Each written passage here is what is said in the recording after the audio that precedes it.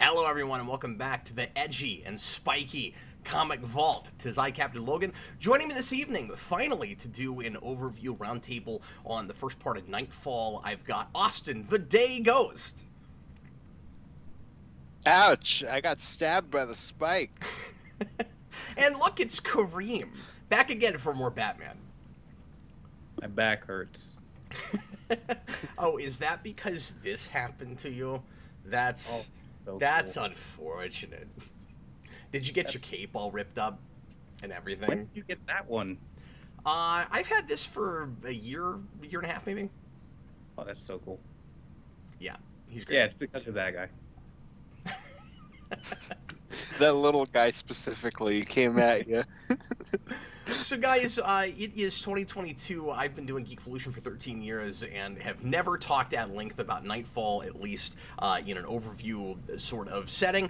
I was, as a lot of you guys know, trying a kind of issue-by-issue discussion review of this show called Catfall. That was a Batman year thing, a sequel to Spawn year. I rebooted it once and still had to cancel it because of time constraints and a number of other things. Finally, I have read the whole first main trade of this, and we're going to talk about it in its entirety. So a lot less nitty-gritty and a lot more overview than what I was doing with that series before. Of course, hate that ultimately didn't work out, but I wanted to, actually sit down and discuss the full story here. I want to begin with everybody's backgrounds with Nightfall. This, of course, is kind of like Death of Superman, but to a somewhat lesser degree, I guess, for me, kind of a formative thing in comics. How about you guys? Have either of you read through this before, and have you read the other two parts of it? Because I've never actually completely finished this, so it'll be kind of interesting when we get to the second and third book, Knight's Quest and Knight's End, respectively, finally filling in all the gaps, because I've only read bits and pieces. But what about you guys? Kareem, what is your background with Nightfall? Yeah, it's one of those things where probably 10 years ago, I read it and just, it's one of those things where that Bruce Wayne, this big pivotal moment where he gets his back broken and Bane breaks the bat, which is very hard to say. But yeah, it's It's quite the tongue twister. it's one of those things where it's more, to me, it's more important as a landmark in the character's adventure than an important story to just go back and read. Okay, so I sure. read a lot of things about it. Vengeance of Bane, I will say, and we'll talk about it as the discussion goes on, is easily one of my favorite Batman stories. I think it's just brilliant. I think it's one of the best comic one-shots of all time. But yeah. So, Kareem, revisiting it now, do you still kind of hold to that opinion of this is one of those kind of, like, canonically, and for the history of comics, really important things, but it's not necessarily a great story, or did you kind of reappraise it and like, oh, wait, no, there's some really good meat here? The latter. I found a lot of things now that I'm older, now that I'm more mature, specifically, like, thematic stuff that we'll talk about. Yeah. Definitely with the way the industry was going, at the time, very interesting. But just quickly, like, Bane is not really a consistent character to me. Like, he has like spots where he's great, and we'll talk about it. Like, that's kind of my problem with some of this. Yeah. But yeah, that's pretty much my background. So do you mean Bane in the story isn't consistent, or Bane as a character throughout comics? Both. Sure. I don't disagree with that. Both are correct. We'll definitely talk about that. Bane is one of those really fascinating ideas on paper as a foil for Batman, and again, I think his origin with, and of course, I've done a video on this. I guess I've done 2 videos on this actually. But with the exception of the bat demon creature that comes to him in a dream. I think his initial setup is really, really solid. And then I kind of question how much we really even have to say about the character past his invention and his just being a dark mirror for Batman, like all of Batman's villains are, but exploring some thematic things that we hadn't necessarily with the villain yet. Austin, what is your background with this book? So I read this 10 years ago. I could probably give you the date because I was like, okay, I got Nightfall. I got all 3 volumes. I was like, I'm going to read the first one before I see Rises. And I decided to start it the night before I saw Rises. I don't know why. Apparently, I keep thinking that I can read this in a very short amount of time. So I think I read like the first 3 issues and then saw that movie. But I read through it all like back to back. I don't think I read anything between all 3 volumes. And then put it down and haven't really thought much about it since. But there's a lot of stuff in specifically this first volume that's always stuck with me. Like rereading it, it was like, okay, now we're on to the Zsasz issue. Now we're on to like the Joker and Scarecrow team up. Because that's one big thing is that there's like a ton of great team ups with villains in this book. You got, like I said, Joker and Scarecrow. You got all the stuff with the ventriloquist. You get Mad Hatter and a chimpanzee. It's like the greatest thing I've ever seen.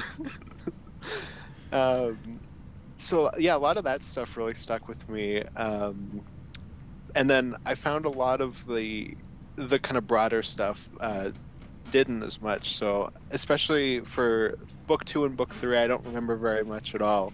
So I'm going to be interested to see what those 2 are like.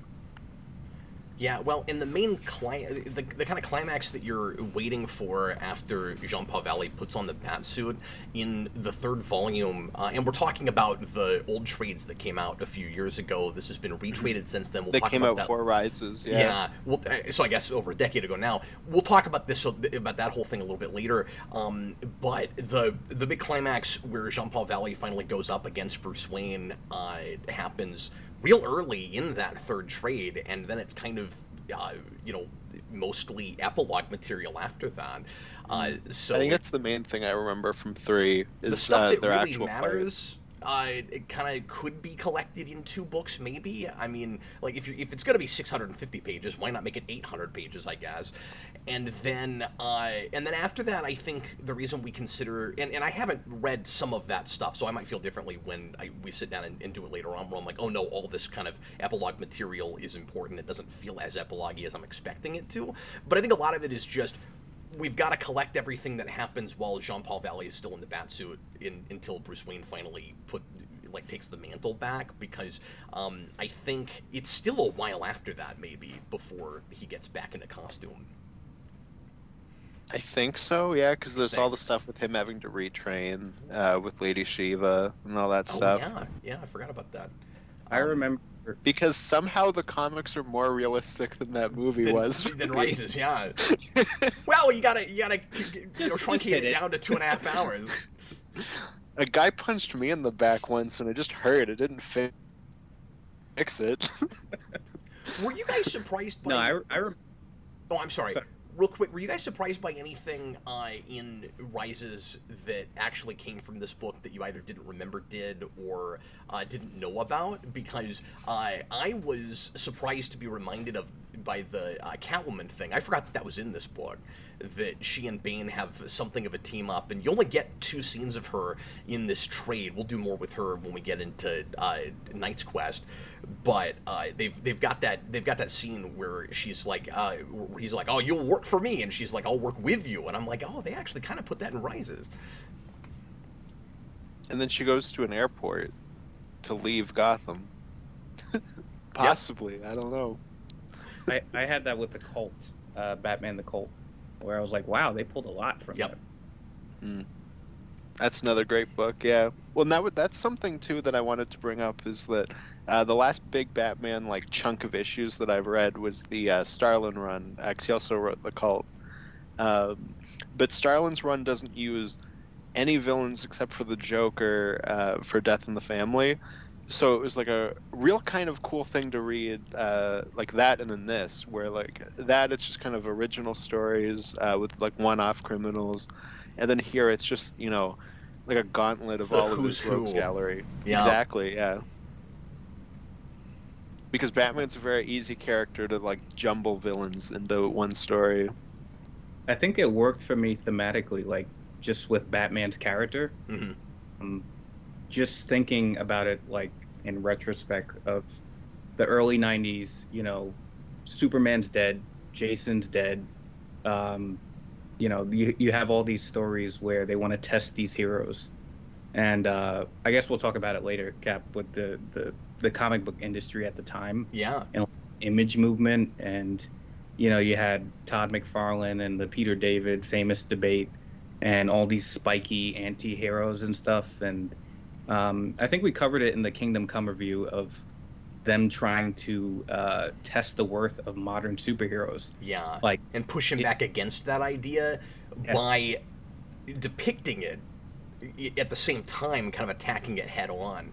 No, we can go ahead and talk about that now, Kareem. I think sometimes this story is a little bit misunderstood, and there's a lot of stuff, don't get me wrong, that is legitimately silly and like 90s kind of edgelord stuff, but it is kind of difficult to put your head back in that time period, especially if you weren't, around and reading at that point. If you're, a lot younger than me, and of course, like I was a kid at the time, so I wouldn't have known the difference either. I mean, for me, it was just all, edgy and cool, and like I bought into the, crazy spikiness and the impractical costumes, and the, there's no way that you could fit in an elevator wearing the suit, and how do you drive a car when you've got these like huge spiky things coming off the sides of your legs, with the Put it out the Azrael window. batsuit? But I think it's hard to, if you weren't there, to have historical perspective and understand that some of this isn't just doing those things, but actually commenting on them and criticizing it a little bit. But also where that line is, I think, even if you are more in the know and were around, is not always the easiest line to find. yeah. And what got me was like, it kind of aligns with the story of like this is testing Batman's metal, and at the same time, the industry was sort of in a critical moment where you had Spider-Man, Clone Saga, and all these like ridiculous stories, and it was almost not quite, but it was almost like our modern superheroes are going to become extinct. Is Image going to take over? Is Yeah. Spawn, Punisher, all these anti-heroes with spikes and muscles, are they going to take over? Like, how is it? Does Batman still work in the modern world? Well, And and part of that's because the modern giants of the industry that had shaped those very popular characters for the day all left, or at least a lot of them left, in order to create the things that everybody that was left behind was, kind of afraid was going to take over. yeah, Yeah, yeah, and eventually the leg belt would replace the actual belt. Because all of these characters have that weird leg belt. oh, I hate it so much. All the X-Men have it too at the time. But yeah, Kareem, that's a really good point you're making. That the story is also reflecting the the publication itself. That it's about like is traditional Batman still worthwhile, and are people going to accept that? And I think that like. On this particular reading, I found myself thinking that it actually kind of, in my mind, negatively impacts the end of this part of the story. Kind of that, like there's kind of, I think, more interesting directions you maybe could have gone with Jean-Paul Valley in the Batsuit and his taking on Bane and all of that. If only the point wasn't like, look, Batman isn't supposed to kill, so we're not gonna let him do that. I'll just jump all the way to the end and say that on this read, and this is the first time I've ever had this thought, I found myself going, just for the sake of this story, like forget everything going down the road and the fact that we can't introduce new villains without wanting to continue to use them later on. I wondered if for this story, and I don't mean to rewrite things or whatever, if it wouldn't have been more effective if we actually let Jean-Paul Valley kill Bane. Well, especially because he's gonna start killing people pretty early on into Knight's Quest. Yeah, I was gonna say. See, Um, I thought, and again, I haven't read a ton of that, and I don't remember it, so that'll be an interesting kind of fresh read for me. But I thought that after this, he kind of commits to the Batman mantra and like is different and is more brutal than Bruce Wayne, but doesn't like flat out kill people No, from anymore what I after remember, I'm this. pretty sure he does flat out kill people, Is and that's that a big right? part of why Bruce Wayne comes back and has to like tear down his version of Well, I guess that Batman. makes sense. That like I why remember else that. would Batman feel so guilty about putting Jean Paul in the Batsuit, which is by the way a boneheaded move. It's a I big mean, mistake. he has We're like not far enough off from sort of Azrael. He can't. I mean, like Azrael is very much a Winter Soldier kind of character. You can't be sure. Like they have a lot in common, and you can't be sure that his programming isn't going to just take over, and he's not going to just start mowing people down just because the Order of Saint Dumas told him to do that so that they could keep their riches and luxuries and stuff. I mean, he did get punched in the head like 8,000 times before he made that decision, so that might also go into it. That's a good point. Well, and we'll find out later that because I mean it's already pretty clear that he's only got two potential takers, and neither of them is a great choice for Bruce Wayne at the time because obviously Dick Grayson is the right person for the job if you've only got those two, but his excuse is Dick just said he wants to be his own man and he's got his own responsibilities in Bloodhaven now. We'll find out later that this I do remember that the real reason is because he didn't want Dick Grayson to go up against Bane, and he's basically of those two because one of them is his friend and major former protege.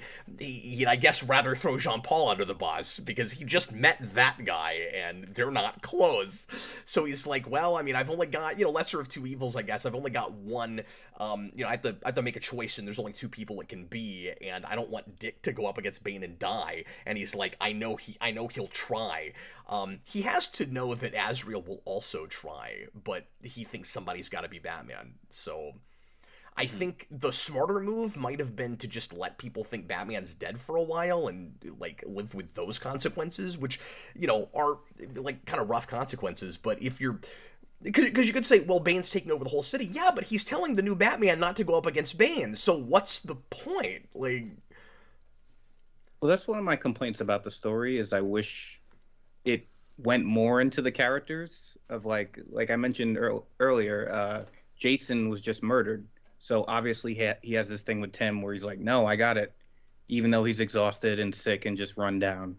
Like I wish they went more into the character of like why he's so afraid of it. And I guess we had the Scarecrow issue where it shows like him being afraid, like reliving his greatest failure. yeah, Well, Um, and with the Tim thing in the Two-Face issue, you have the whole part where like Tim Drake does a move that could have killed Two-Face, and he kind of like berates him for that, which was again really interesting after reading the Starlin run because that whole run is basically building up to Death in the Family, and a big part of that storyline is that Jason Todd just straight up murders somebody, and he has to live with the consequences that gets like a ton of people killed.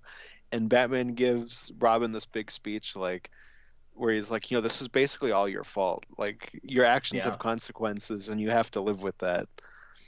And it was interesting that we kind of were doing a little bit of that with Tim, not a ton, obviously, because we're not going to go that far with it. But it was cool to kind of start to get that.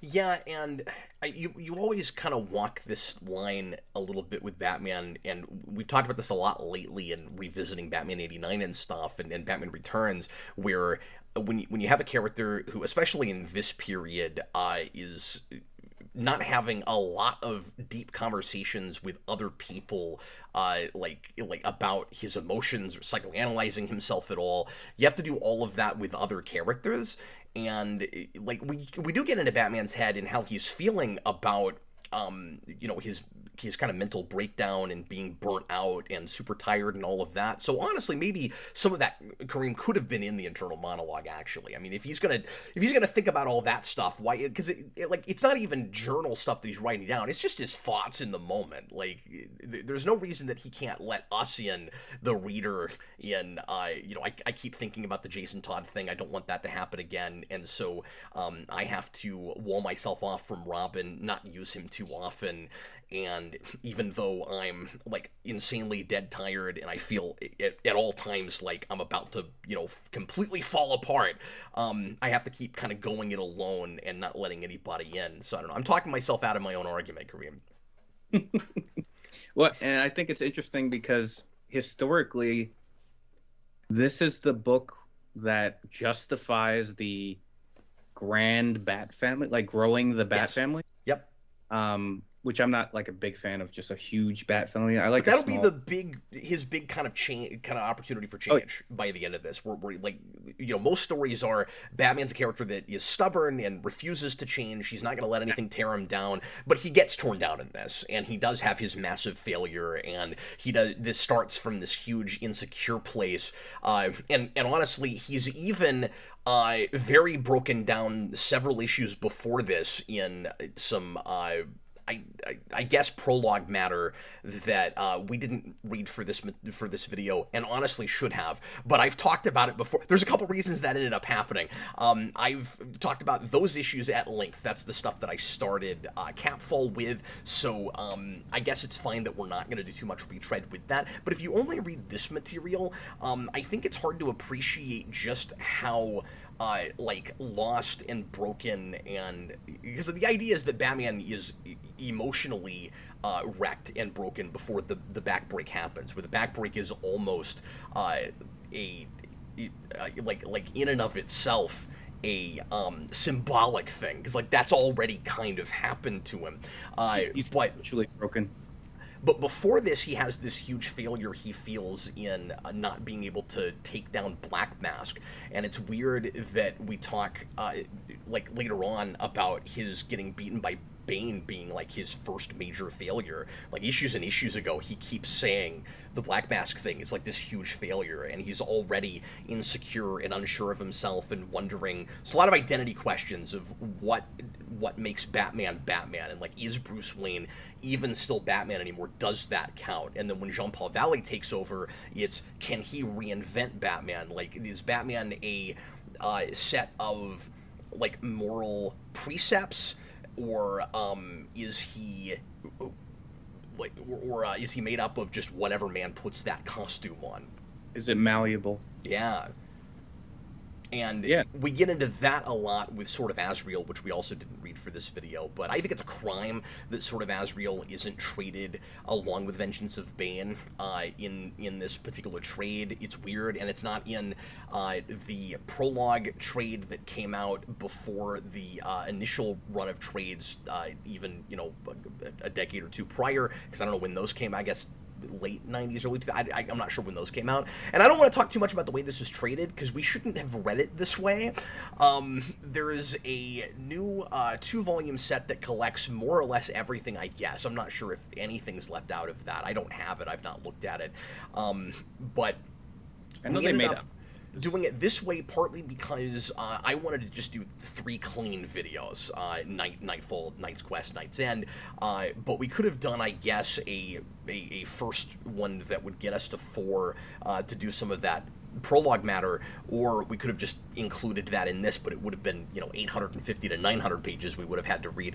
And what ended up happening, and I don't mean to throw Kareem under the bus when I say this, but what ended up happening was Kareem and I were talking about doing this, and he started reading before I had even figured out how we were going to read it. So I was like, okay, we'll just read what Kareem read, because I don't want him to have to go back and add anything to it or do any more. So anyway, that's why we're doing it this way, but I think it's going to work out okay. Basically, you guys, having not read the first several issues of Batman and Detective that lead into this, missed like the first 20 minutes of the movie, because I keep saying prologue material because that's how it's been talked about with the trades and things. It's not, though. It's the beginning of the story. It's establishing status quo. It's establishing characters, and it creates several bookends.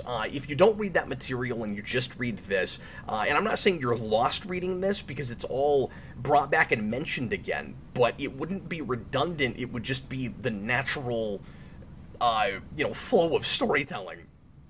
What you miss without the prologue stuff that we're not going to talk about as much today because these guys didn't get a chance to look at it, is the biggest thing is Azrael, Jean-Paul Valley putting on the Batsuit in the first place, because he actually tries it once and then gets his butt handed to him by Bane. So that's a big bookend. He's actually been up against Bane before all of this even starts. And then you also have the introduction of Chandra Kinsolving, which I think is kind of important. There's a big speech that Alfred has about Bruce Wayne's primary motivation being compassion before it's vengeance that I think is really important to establishing his motivations and his thought process and everything that happens with that. You also get the Riddler on Bane Venom stuff. And you get Bane going up against Killer Croc, and there's Killer Croc plays as kind of a mirror or a parallel for Bane is the kind of like lesser, not as good at what Bane's trying to do. Bane, and he comes back again, but that plays as kind of a sequel to that story. So anyway, I just wanted to mention all the major stuff that we're not talking about that kind of sets up this whole story. Well, it is funny, like it is, or maybe not funny, but it is weird that they don't include Sword of Azrael because without that, he appears in like 8 panels before he becomes the new Batman. And again, he's in more of the. He's in just more like of the some prologue blonde stuff. guy that hangs out at the Batcave. Well, yeah, and again, it's not just Sword of Azrael because he's in a fair bit of those prologue issues. So even if you didn't read Sword of Azrael, and I suspect the majority of people that have read this stuff haven't read Sword of Azrael, because that's not generally traded with all the Nightfall stuff, but it ought to be. Like, we're just throwing Denny O'Neil under the bus real hard because he's not one of the main architects for Nightfall. He doesn't write any of this stuff, but he actually is super foundational because he creates Azrael, and he's as important. He creates Venom too. Yeah. No, Azrael is actually another writer's Legends of the Dark Knight is initially, super important to this. But then and I forget his name, but then that guy left, and then Denny O'Neil was like, "That's a cool idea," and then he creates Azrael based on an idea that another guy had. What a jerk, stealing this guy's character. But We yeah, would have never had it otherwise. Is pretty important to this, especially with stuff like Venom. But I think Santa Prisca comes up in one of the story arcs. I can't remember. Yeah. And I feel like there was something in Shaman, which we read recently, that came up in Nightfall. And apparently that's not the first place it was mentioned, because somebody mentioned that in the live comments. By the way, thanks for watching. If you're here right now watching live, we already have a couple of super chats, and people have been listing all kinds of interesting tidbits and things that we might go back and try to read here in a minute. But we're already 27 minutes into this video, and I feel like we're still just doing preliminary setup. But there's a lot here. This is real big. Yeah, this is no longer a review of Nightfall. It's a prequel to our review of Nightfall. Precisely. It's just a tie-in issue. Exactly. This is like the weird Two-Face one that like goes back. Yeah, I didn't. We can jump around a little bit. I didn't like that at all. That should have been fit into the sequence somewhere. It reads really retroactive. Like exactly. Even as a kid, I thought that was retroactive. It was like, what? Like, I would have thought this would have come up. Especially because it's not a side story, but it reads like a side story. You don't even know how important it's supposed to be, despite the fact that at the beginning of it, you've got Robin, who's like, oh man, Bruce Wayne's, Bruce is in a coma and he might not come out of it, and the last thing we talked about was this thing that the readers don't know anything about, and then you get to the end of it and you don't even have time to process Bruce's anger at a moral choice that Robin makes before they've patched things up a page and a half later, and you're just like, that should have been their issues and issues ago, so that we can keep kind of thinking about it while Bruce is running off half-cocked, acting really irrationally and kind of irresponsibly, because his fight with Bane and breaking his back and all of that apparently gives him a sense of perspective that makes him go, no, I was wrong, Robin, I did the right thing. And it might be just as simple as, I almost died, and I don't want that to be the last conversation I had with him, I guess. But yeah, it's weird that that's not put in the sequence somewhere, and it just reads like, oh, Two-Face. That's right, we forgot about that guy. We did so much of the rest of the Rogues Gallery. Where has he been? Yeah, it's like, oh, we got Mad Hatter, his chimp, Amygdala or whatever. He shows up. Was it like Cornelius Stirk? He's there. Amygdala. Oh, by the way, there is, yeah, whatever his name is. By the way, there's also a Two-Face thing in the middle.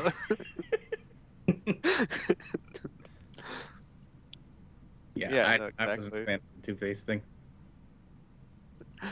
I didn't like the art either. Yeah, I'm not big on the art of that either. I love the art of this book in general. Those two issues, I don't know, it's too sketchy. Yeah, I mean, it's part of the problem with like big event stuff is like you get artistically inconsistent like stuff. Yeah. Yeah, and I think most of it looks like pretty good together, with the exception of that. Well, and since we're talking about art, I'll go ahead and start showing some panels here, and I'll make it so that you guys can see this as well. The obviously the iconic scene where Bane's just waiting for him to come back to Wayne Manor is just beautiful.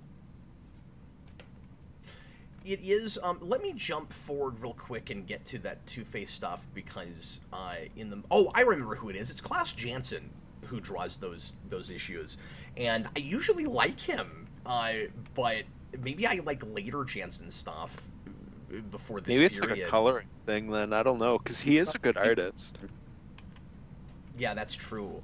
No, it's real sketchy. And to be fair, there's a lot of late 80s, early 90s Batman stuff that looks like this, that feels pretty appropriate for some of that material. I don't remember if it is Jansen. Maybe it is. But there's a Spawn Batman crossover that DC did as opposed to the Image one that McFarlane did with Miller that looks kind of like this, and I liked that art there.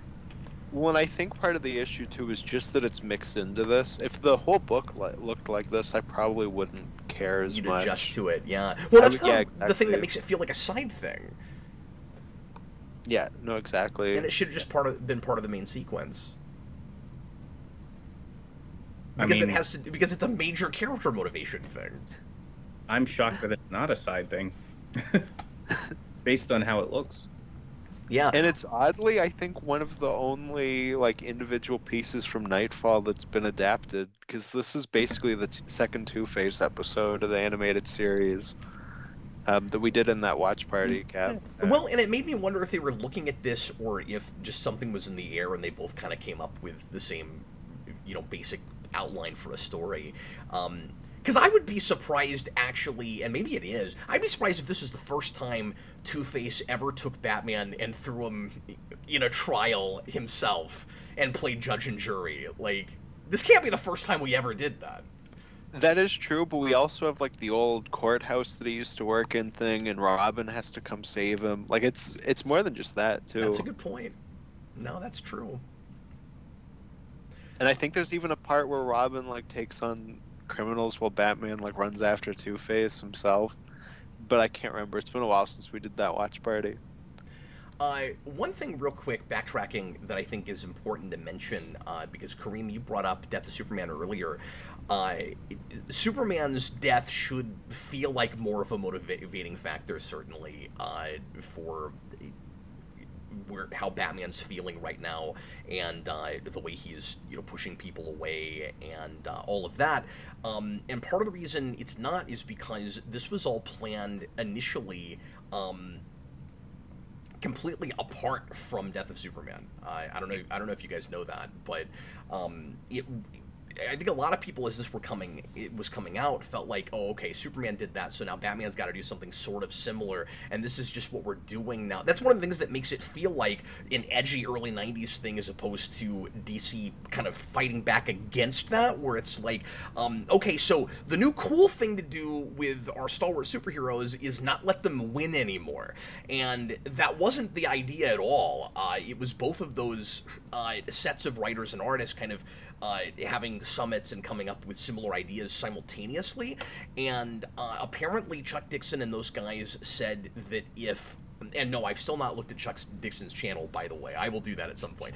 But Dixon apparently, and those guys said that if they had known that the Superman guys, because they just weren't talking to each other, totally different offices, if they'd known that they were going to kill off Superman, they would have pushed this back at least a year. Oh, wow. Oh, interesting. I wasn't sure exactly how it lined up because I didn't know the exact dates, but I knew that they were around the same time. But there's no excuse that retroactively knowing that as they're putting this together, they couldn't have at least had a couple of lines here and there about it, considering that you've got Batman and Robin and other characters wearing the black armbands from after Superman died. So like they're getting references to it in there. Oh, I didn't even catch that. Yeah. No, it's one of those things where I wish, like I said, they delved into the characters more. Like, it almost would, and there's probably this in existence. It almost would read better if it was like one of those adaptation novels that they do, like how they did for No Man's Land. Yeah, and there is one, and O'Neill wrote it. Oh, wow. And I've read it, and it's not as good as the No Man's Land one. It is, I think, worth giving a read. It's missing too much. Nightwing never shows up in it, and that's weird. Yeah, I think they had a throwaway line that he's like, oh, he's in Bloodhaven or something.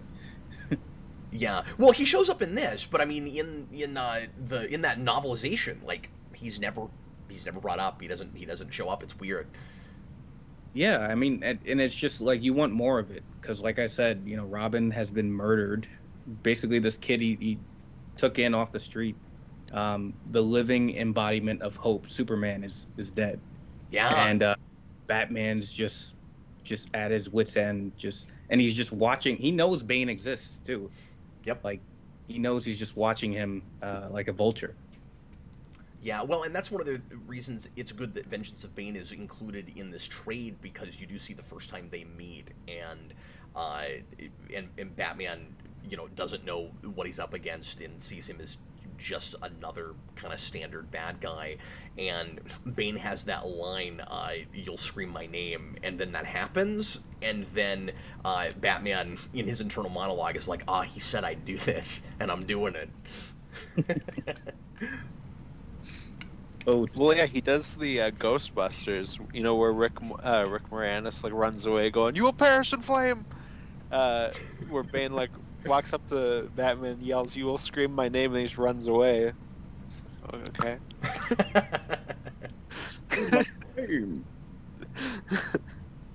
Well, I think it works okay, given that he's already kind of got his plan together, and he doesn't want to take Batman on right away. You know, he's going to plot and scheme in the background, and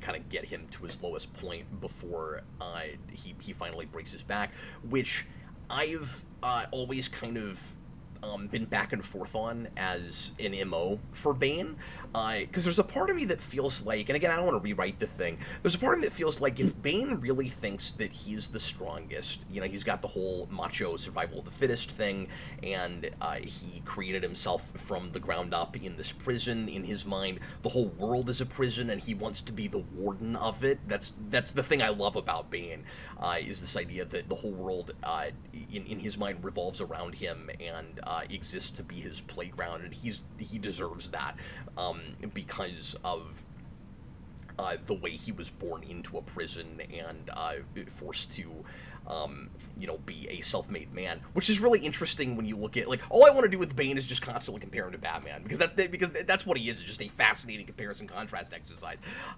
where like Bruce was born in, like, almost literally in a penthouse, right, and Bane is born in a prison, but it's a prison that he escapes from, and arguably Bruce Wayne, for Bruce Wayne, Gotham is his prison that he will never escape from and doesn't want to. I mean, it gets really interesting, the more that you break all that stuff down. But I was going somewhere with all that, and I forget where it was. But well, I wanted to add too. Yeah. Bane was born in a prison. He was serving his father's sentence. Yes. I mean, that's crazy. Like, I always get chills when I think of it. Like, but yeah, I forgot what I was gonna say.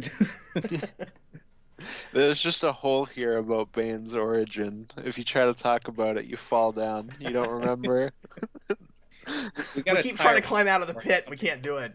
Exactly. You gotta take that rope off. You gotta do it without the rope, right? Kareem, you mentioned something earlier that kind of got my analytical brain going on a thing that I hadn't really thought too much about, which is that you've got a Robin here who is the exact polar opposite of Jason Todd, and was what Batman really needed after Jason Todd, of course, to really ground him, and he sees it as his job when Jean-Paul Valley comes in to kind of hold him back and make sure that he's not going too far, and he's kind of the embodiment of Batman's ideals without the broodiness and the vengeance and all of that, which is great. I mean, it's why Tim Drake's always been my favorite Robin, I think. But I think a lot of people feel that way about that character. But it's interesting that then he has to, after Batman goes through his insane personal hell through the gauntlet, as Austin described it, Robin then is going to have to deal with something of a hell of his own in having to fight with alongside briefly, while he'll actually allow him to, a Batman who's doing precisely what Jason Todd did. I mean, we've now flipped the script with this, and I hadn't really thought about that before, but that's a great idea. Yeah, I've never thought about that too. Like, because there's a beautiful description in Batman Hush where Bruce says Dick Grayson views Robin as like a thrill, and that's why he outgrew it. Jason views it as a game, and that's what got him killed. But Tim like really wants to be Batman, like he'll be a better detective than him, and he really believes in the idea. It was Tim that sought out Batman and deduced his identity and wanted him to have a Robin. Like, Batman needs a Robin. Yeah, and kind of challenges the idea that you have to have the tragic backstory to be Batman. Yeah, he still has his dad. Yeah, because his tragic story stuff comes after. Yeah, he doesn't start at that place. Mm-hmm. Yeah, but it's really interesting to have this dark mirror where you believe in a dream, you believe in this hero, but it's just some different guy that's everything you fear. So I never thought about it like that. So why don't we'll get into the super chats and things here in a second, but first let's go ahead and tackle the elephant in the room, which is we're all feeling kind of funky about the way Bane is dealt with. And I want to hear from Austin first on this. Austin, what are your feelings about Bane? Why is he inconsistent, and why did you apparently not like him as much this time around? Oh no, you stepped over what I was gonna say. Oh, sorry. Okay. Yes. So I for years I always said Bane is not a great character, with the exception of Nightfall and Batman and Robin, because he's awesome Batman and Robin. Bomb. But now I have to walk that back after rereading it. Monkey work. Monkey work. Now I have to walk that statement back after having said it for 10 years, because I now only like Bane and Batman and Robin. Which is not something I thought I would ever say. And you're just patently wrong, but let's see if I Yeah, and I'm Let's see if watching you the can change chat my to mind. see all the like you suck, all of those comments going up. The tomatoes and lettuce again. Exactly, yeah. No, rereading this. So Nightfall's an awesome book. Don't get me wrong. I love Nightfall. I think it's wonderful. Getting to see like all the different stories with all the different villains is great. I like what we do with John Paul Valley when he takes over. I like all that stuff. I like what we're doing with Tim Drake. I hate Bane in this book, like a lot. Real quick, I just remembered the thing I was going to say earlier, and this is of course related. And I'll say this briefly, which is I've always been kind of back and forth on whether or not Bane, if he thinks he is like the pinnacle of like human achievement, like he does, that he would need to slow burn, because it reads a little bit contrived, a little stretched, just so that we could see, all like Batman fight all these villains. Wouldn't he think that after he's maybe done a little bit of reconnaissance, that he could just go up against Batman in his prime? And I could have. That's my problem. Is that your problem? Because I could have seen the whole idea in the first place being I want to fight him at his prime, and we don't do it that way. And then he's really disappointed when he goes and fights Batman. Meanwhile, I've been living with Bruce all this time, going, I'm shocked he's still on his feet after everything he's been through to go up against Bane at all. I mean, you guys missed the bit in the prologue matter where he gets his nose broken and refuses to get it set. And that happens before all of the rest of this. Oh my god, he pulls a spawn, he gets a hole in it, and just has it. So anyway, I just want to throw that out there real quick. So anyway, you think Bane sucks? Continue. Yes. So, like a lot of Batman's rogues gallery is very cool. I mean, he's got probably the best in the comic industry, and a lot of them are dark reflections of Batman, but they're also their own character. Well, I feel like Bane is just we take each of Batman's traits and it's like, okay, he's got these, but better. He's better. Like, even to the point where I burst out laughing reading this when he finally fights Bane, and Bane goes, I have Venom, but my Venom's better than your Venom was. And it's like, oh my god, okay, I get it. He's better. And I don't know, like, to me, at a certain point, he kind of stops being a character in that it's just that to me. And a big part of it is that I think his motivation sucks. Like, he shows up and he's like, okay, I'm going to watch Batman. And then the first thing he does is run up to him and yell, you're going to yell my name and then run away. Even though he's like, I'm going to stay back in the shadows and watch him. And then he just walks. Would it be better if he was just a wraith and Batman had no idea? Like, I don't understand why the story thinks it's necessary for Batman to know that Bane is orchestrating everything up until he gets to him in the manor. Like, wouldn't it be a lot more effective if I'm fine with us knowing about Bane, because we kind of establish Bane as a like separate eyes-in character as a central antagonist, but like obviously from his perspective, he's the main character. He's essentially a knife being held over Batman's head the entire book. Yeah, wouldn't it be more effective if he showed up and was like, I did all of this to you, and I know who you are?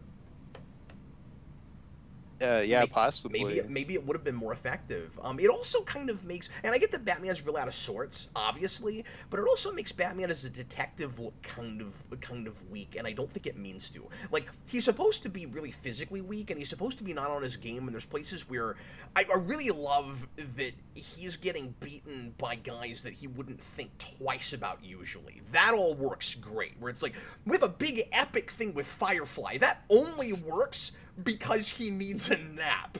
Like, that's the only reason that works. It's great, where he's like, oh god, I gotta deal with the major villains like Film Freak. Like it's great. And then when he finally has to go up against any of the major ones, he just can't even hardly do it. But early on, he keeps making this weird assumption that all the villains that got out of Arkham know about Bane and are working for Bane. and he's got clue after clue after clue that none of them have any idea what he's talking about, and he doubles down on it over and over and over again. He just keeps going like, no, tell me where he is. Tell me, where is he? Where's the trigger? Tell me about... Well, and even Robin's like, he Bane, probably and like, did it to distract you. And then when Bane says that, he goes, what? You're the most mad person I've ever met. You're very mad, but better. I never thought about it quite like that. But yeah, like, Mad Hatter doesn't know who he is, Scarecrow, just on and on and on, and he just keeps assuming all these characters must know about Bane. Mm-hmm. Yeah, no, exactly. But also with Bane, so he's like, I'm gonna, just study Batman from afar. And then he just watches TV all day while he gets this guy with a falcon to watch Batman. He's not even doing it. That's kind just like... That's kind of an infamous drawing, too, of Bane just, like, propped up on his Barca Lounger holding a remote control. I think it's on the back of one of the trains. Yeah, well, and he's sitting around watching Family Matters all day, and every now and then he gets, like, a little message like, oh, there's a villain who showed up. Batman won. Do you want to go fight him now, Bane? That's a really good point. And then he finally gets out of his chair just to walk around for a minute and go... well, like, what fun is it going to be to rule a place where, like, people have never seen me? So, like, I gotta go strut around a little bit. Survey my surroundings. I've never even liked that he takes his mask off. Just from a thematic place. Like, I get that when he is, at his apartment or whatever, or his apartment, in his, hideout... he's probably going to be like Batman and not necessarily, wear his mask.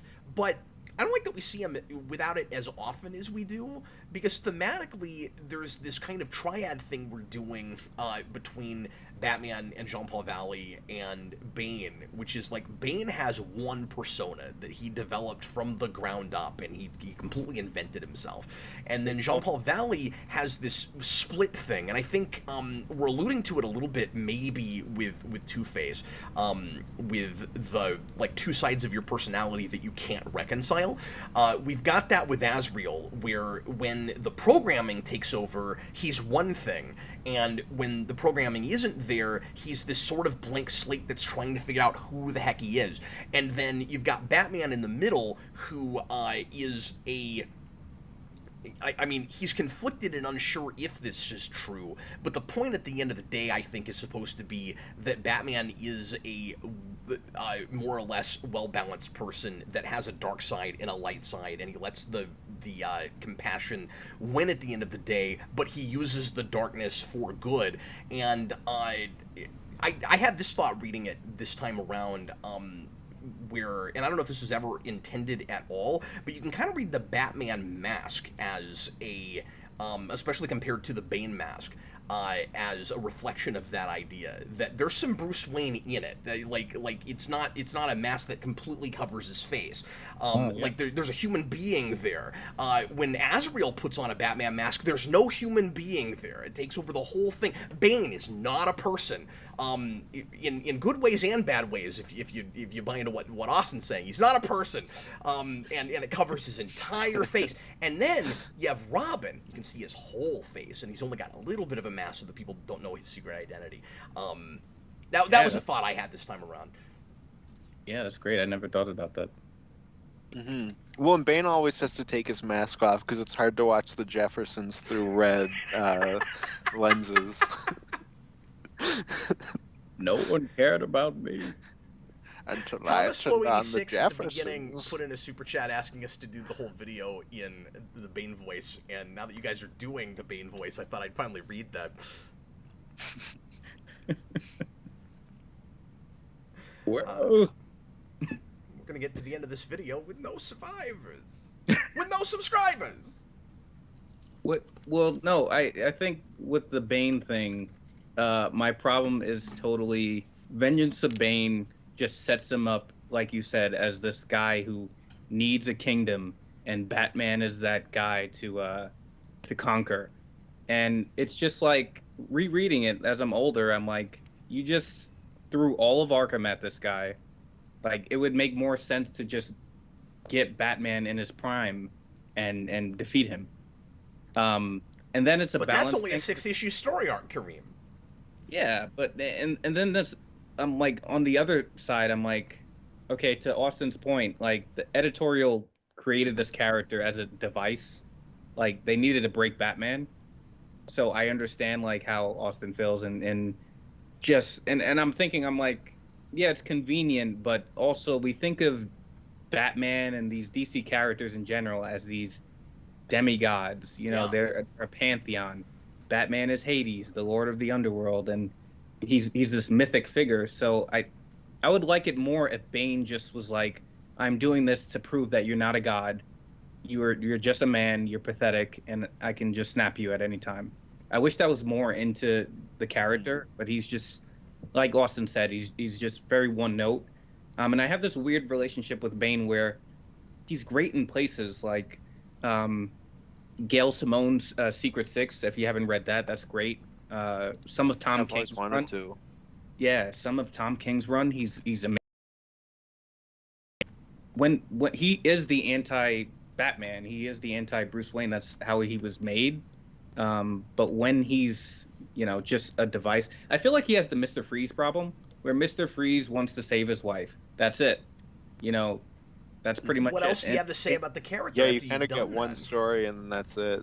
Yeah, And that's Bane, part of why I'm saying I wonder if he shouldn't have been killed off in this. interesting. Hmm.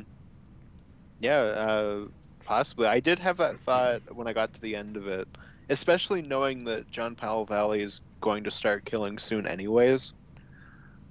Yeah. Well, and I'm of two minds about it there also, and I don't mean to use that phrase too often, but I'm conflicted because on the one hand I'm thinking... Let me grab a coin. On the one hand I'm thinking if Bane is supposed to not have been able to take on Batman in his prime, if the idea is if Batman was at full health, putting it in video game terms, and the whole reason that he has to let loose all the inmates in Arkham and sick him on Batman is because if he just went up against Batman, he knows he'll lose. And I've seen synopses that describe it that way. I'm not convinced entirely that that's what Dixon and Mention these guys were exactly thinking. But if that is the idea, then I don't know that I buy that Jean-Paul should be able to beat him in any way. And the only reason he seems to is because his spikes are bigger than Bane's spikes. I mean, it really is just, I built this crazy suit, and I've got more firepower than you, and then he's like, it looks like an action figure fight by the end, and it's a wonderfully well choreographed fight. It's cool, and it's super bloody for all the reasons that Kareem and I were talking about earlier, and I kind of respect it for going as far as it does with all that, where it's like, oh, see, kids, is this really what you want? Is this what you want? This is not what you want in your comics. I don't think it's gratuitous. Well, it is gratuitous on purpose. Like I don't think it's supposed to be cool. I think it's supposed to be, this is gross. This is not what we want our Batman to be. And we're gonna give it to you so we can tell you why we shouldn't do it like that. It's stupid. We're gonna do it this one time for a good reason. But then he just beats Bane because he put, big scary gauntlets on, and he's got the apparatus, and that's it. But on the other hand, if the idea was Jean-Paul Valley is a perversion of Batman in a different way than Bane is a perversion of Batman, but getting too close to Bane. Ends justifies the means. I have to be... He basically comes out and says, I have to be as bad or worse than Bane in order to beat Bane. So he's going to prove that he can take Bane down, and then things will be better. Then... I don't know, maybe do that and see what the status quo is like after that. And then you'd have this really, even though I'm saying he shouldn't be able to beat Bane, like, put that away for a second and just, thematically and story-wise, okay, Azrael Batman kills Bane, and then what does that do to the reputation and mystique of Batman? And then... And again, I realized that this was developed apart from Death of Superman, and it wasn't supposed to be a double beat initially. But once you know that they're doing that, and clearly at the point where they're drawing those issues, that's happened already. you could have this really interesting metaphorical death of Batman where you could parallel Death of Superman and make it look really on purpose and have a really cool thematic reason for doing Death of Superman and, Nightfall, Fall of Batman all at the same time. When Doomsday... And part of the reason that I still like Bane a lot more than Austin does, even though I'm totally getting where he's coming from, is because I can't help but look at compare these two characters as plot devices. Compared to Doomsday, Bane is really interesting. And Doomsday is not a character in any way whatsoever. But at least he got to fight Superman in his prime. And part of the reason that fight is as good as it is, even though Doomsday is a big plot device, is because Superman was at full health and he still lost. Well, when they go up against each other, I'm almost done with this point, I apologize. When they go up against each other, they both die. They kill each other at the same time. And you could have, in a really cool, symbolic way, done that with the idea of Batman. So Bane actually dies, and so does Batman, maybe. Like his reputation, the idea of Batman. And then can Bruce Wayne bring Batman metaphorically back from the dead like Superman comes back from the dead? And any way you do it, it would be less contrived than that, because we had to actually physically resurrect Superman. So I don't know, would it have been worth not having Bane as a character for all these decades after that? Well, sure, because you could always bring him back from the dead. We do that with everybody. Yeah, I wonder from a writer's standpoint if the way they handle Bane, fighting him at his prime, with what you were saying with that, is maybe if they thought audiences maybe won't accept it. If this new guy just shows up, beats Batman, that's it, and maybe they had to go, okay, Batman's got to go through everybody, and at the end this new guy's there, and that's how Batman finally loses. Well, it's also this big novelty because we'd never really had everybody in the Rogues Gallery like this. Well, and that's true too. Also with the Doomsday thing, because I've been kind of flipping, because you and I, Cap, talked about this a little bit today, and I've been my mind's kind of been bouncing back and forth about it, because I do agree that Doomsday is just straight up a plot device and not a character, but I also wonder if Doomsday is maybe a little bit more honest, in that I also think Bane is basically that, but they also want me to think that he's this important character. Okay, but riddle me this: how do you feel about his origin then? That's what I was going to say is that's my biggest problem with Bane and Nightfall is Vengeance of Bane. Bane is so well written. Yeah, I think so too. Oh my God. Batman's in for it. And then he comes here and he's like, I'm going to, and part of why I think he just was I'm going to release Arkham and just exhaust him and stuff is they don't just want a physically, match to match, rival for Batman. They want mentally, he's a genius, just like Batman is. He's a tactician, he's a strategist, and he's I know how to break a man. But then he's a perversion of Batman in that Batman won't kill and Bane just kills and will kill for any reason. I love that line when he comes into the manor, you'd kill me just for that. I kill for anything. Well, even when I kill if somebody looks at me wrong. I love all that. I do think it's weird that Batman's response to that is, "Oh my God, you are the craziest person I've ever fought," considering he just fought the Joker, who will also kill anybody for anything.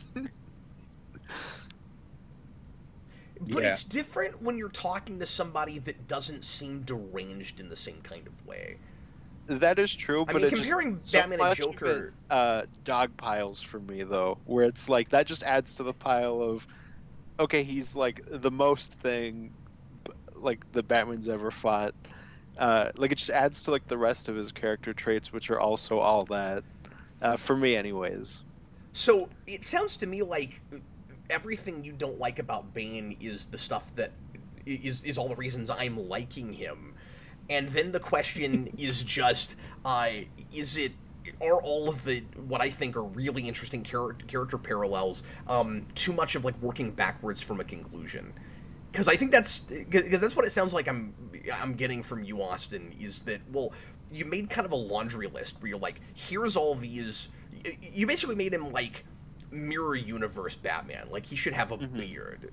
Like Yeah, well, and there's even while I was reading it, I'm like, okay, you That's get like Star the Zsasz issue, and Zsasz to me has always just been serial killer Batman villain. yeah, They have like a moment where Zsasz is like, okay, this is why I'm the dark reflection of you. yeah. And it's like, oh, okay. Like, yeah, I can kind of see why he's like a cool, interesting villain for Batman to fight. But he's also his own character and very different from Batman, while Bane is just all Batman, but, you know, the dark reflection of him in kind of every way. I just And think at a certain it point, works it's just not because of- interesting to I think me. it works because of where he starts from. Again, except that he has to have this like obsession with a bat creature. He has to before- have the Craven's I Last hate Hunt that. thing. It's just the spider thing from Craven's Last Hunt. That's not wrong. And Craven at least had, you know, like decades of history with Spider-Man. Yeah. I think I'm in the middle of you guys because, like I said, Nightfall I think of as just, okay, this is, I think editorial said this is Batman year 10 or 11 or something. Not that it matters, but It's you know, always like year 10, that wherever they're like, superheroes have been existing for probably like 10 years. we think for we both think of Marvel like, and DC. yeah, we think of like post-crisis Batman, like year one, Long Halloween or whatever. That's the early Batman, and then we jump and, you know, anyway, this is like a landmark of like this. His spirit is broken, his back is broken, he's exhausted. You know, Batman is done, and definitely after this, following, there's more events, and like I said, he gets a bigger Bat family. But this is just thought of in the character's life as like, okay, that was a low moment, along with the Jason Todd thing. But I think basically what I'm trying to say is like Nightfall to me is more thematically important than just actually reading it and actually working as a story, especially with Bane too. Well, and like I said, I do love Nightfall. Like for me, it's like one aspect of Nightfall I don't really like, but everything else, like this is a great book. Yeah. No doubt. I'm not crazy about the main villain, but there's so much stuff outside of that that's wonderful, and some of my favorite like just individual Batman like villain stories with some of the Arkham inmates. Yeah. No, and I think it's like, I always think of Nightfall as, okay, this is Bane's story. It's not. He's just like a device in it. Like it's really Jean Paul, you know, Valley's story and Bruce's story. Yeah, Bane, like I said earlier, is kind of just the knife over Batman's head through most of it, where like you know it's gonna come down, and you're just kind of waiting for that moment. Well, and maybe what makes it frustrating some is that Bane is a like such a thematic device. He's not a plot device. He's a thematic device. Interesting. Well, that's why I disagree with Cap earlier, where you mentioned Went over my helmet. I always drink coffee when I'm watching Radar. Cap mentioned earlier that it would have been more effective if Batman didn't know who Bane was and he just surprised them at the end. Like, I think it's more ominous that he knows like that shadow is waiting for him. Yeah, And, I was like, saying maybe so. Like I hadn't had that thought before, so I was just kind of exploring it in the moment. I don't know, but No, it is hard to say. I'm not sure where I fall on that either. like I'm trying to decide if they should have met at the end of Vengeance of Bane or not, because it kind of reads like, well, it's a Batman thing, so it'd be really weird if Batman didn't show up in this anywhere. Yeah. And like that's just kind of the main reason he's there, and then we've got to keep working from that because we had him show up there. That's what's so cool about it, though. It's a Bane story. It's When true. I always forget that Batman shows up in Vengeance of Bane. I feel like every time I've read that, it's like, oh yeah, he shows up at the end. There's a story. So I had that trade, and there's a story that takes place after Vengeance of Bane. I don't think like before Nightfall, but I could be wrong. It's like with him and Talia. I can't remember what it was called. Oh, okay. Anyways, I don't think I've read that. With It's Bane re- and Talia, isn't that around No Man's Land? Isn't that after Nightfall? Or I could be completely wrong. no, Uh, you could be right because it was like a trade I had like right before The Dark Knight Rises Oh, I came see out. what you mean. I was gonna say there's no way they do anything before he goes to Gotham. Yeah, it might be after that. Talia was just in the next cell. Well, I think She we, was the kid that climbed out. I think we really struggled to decide what to do with Bane after this, for the very reason you mentioned earlier with the Mr. Freeze idea, where it's like, well, if he gets beaten in his quest to, basically, I mean, it's a world domination plot, where he thinks he should be, king of the whole mountain. What does he just keep trying over and over? Like, if he keeps losing, he's just gonna look like Lord Zed at the end of the day. Like, you're a really pathetic Power Rangers villain. Stop it. So we have to start giving him other things to do. And then if memory serves, he kind of just becomes a mercenary later, and that's not interesting with this character. And that's part of why I'm starting to wonder if maybe he should have just been this one and done villain. Because he even has that line like, I'm either going to take over the world or I'm going to die trying. And what if he died trying? Like, it would have been a great payoff for that line. Yeah, no. I've read certain things where Bane's pretty cool. I do need to read Secret Six. That's one of the books I've wanted to read for a long time. But it's like hard to get. Oh yeah, it's out of print for a couple. Yeah. Yeah, I've We only don't ever have read one or two issues of Universe that. app in Canada. It's annoying. I just remember that cool scene in Justice League Doom where he puts Bruce in his parents' casket. I don't know if you guys remember Oh that. yeah, yeah, I Such remember a that. scene. Yeah, because then he does the Kill Bill and he like punches his way out. I don't remember that. That's crazy. Oh, it's so good. Why don't I remember that? It's like the best scene in the movie. Wasn't that great? Exactly, it is the best scene of that He movie. puts like a walkie-talkie in it, and he you could just hear his voice. Do you remember, Kareem, when we were in New 52 and you had, was it Tomasi or was it Tinian writing Bane, and he was trying to do some kind of weird cross between Nightfall Bane and Rise's Bane. So all of his dialogue sounded like Rise's Bane dialogue, and like I'm reading it, and I just started reading it out loud because I couldn't help myself. I was like, "This is great! It just sounds like Tom Hardy Bane dialogue." But then he takes over Gotham and he puts on a bat suit. He's got this big bulky Bane bat suit. It's awesome. Oh, I never read that. I think that was Detective. The writing wasn't great, but it was highly in my entertaining. opinion. Highly Well, now that entertaining. you say that, my life goal is to get a job at DC so I can do a Bane book where he is both a cross between Nightfall Bane and Batman and Robin Bane. Just because that sounds impossible. You have to introduce him in a trench coat over his Bane costume. Yeah, that he'll walk into Bruce Wayne's like house like that, and he'll just go break. Oh, hey, I want to go back to art again for a minute, and make a point that might sound like might be fighting words for some people. So we have two main artists in this book. One is Jim Aparo, right? Yes, I wasn't paying a lot of attention to the credits, but I'm pretty sure he is one of them. So you've got Aparo, you have Brayfogle real early on, who's my favorite Batman artist, and he's only in one or two issues. I think he draws maybe some of the prologue matter also. But you've got him and you've got Graham Nolan, and when they're trading off back and forth, of course, going between Batman and Detective. With Superman, we did it between 4 books. Here we did it in 2 with Death of Superman. Here we did it in 2, and then when we get into Knight's Quest, we'll start doing it between even more books. And the reason I don't know if you guys know about this. The reason that happens is because they've got all this material they have to force out and get done, and they didn't make any compromises. They got all the issues out, but they had to do it between every single book that was remotely related to Batman, so that they could get it all done before 0 year.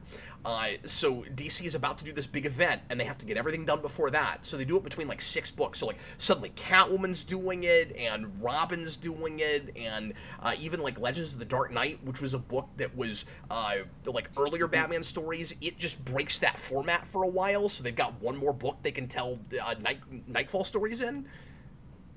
I did not know that. So yeah, that happened. But anyway, between the two, I found myself much preferring, generally speaking, Nolan's art to Apparo's art. And I think Aparo I like much more as a cover artist. And like I think he's great for particular kinds of stories.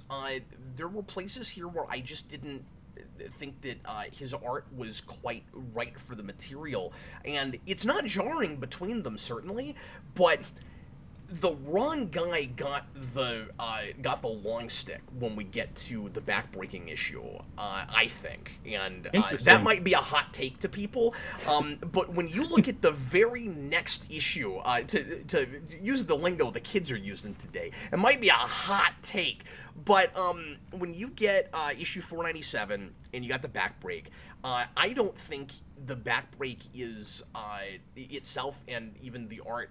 I love the panel layouts and stuff, but even the rest of the interiors, I don't think it's dynamic. It's as dynamic as the very next issue, and with Nolan's art, and it made me kind of wish. Here, I'll bring this back up and show you guys a comparison, and see if I can get you on my team on this.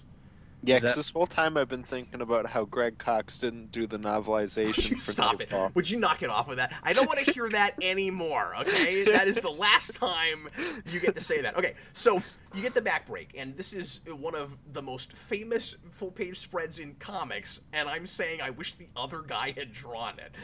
You get the backbreak. It's wonderful, don't get me wrong, but I think his art is a little bit less flat, and a little bit more flat, and a little bit less dynamic than what the other guy's doing. So you get this last panel, right? And then you get to Detective 664, and you get back to the other guy, and this is your first full-page spread, and I'm going, I wish Nolan had drawn it. Now that you say that, do you see what I'm saying? You see the depth in the line work. Yeah, and then he's holding him over the town square and everything, right? Well, with the actual backbreak, I'm more distracted by the break you.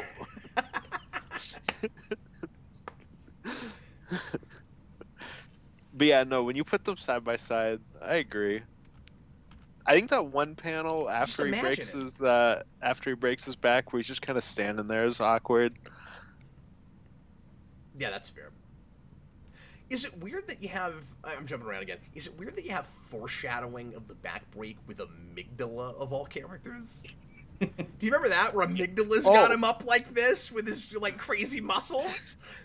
That issue has my favorite panel in this entire book, and I have to mention this, which is when he throws Batman, and it's Batman like very cartoonily flying by, but his cape is like clung to his back. It's brilliant. I don't know if you guys remember the panel I'm talking about, but no. I probably didn't select it, so I'm not gonna go back and try to find it. But it's okay. It's Amidala. Chewbacca's Lover says Graham Nolan gave Bane his iconic mask. Well, all the reason he should have been the guy that got to draw that part.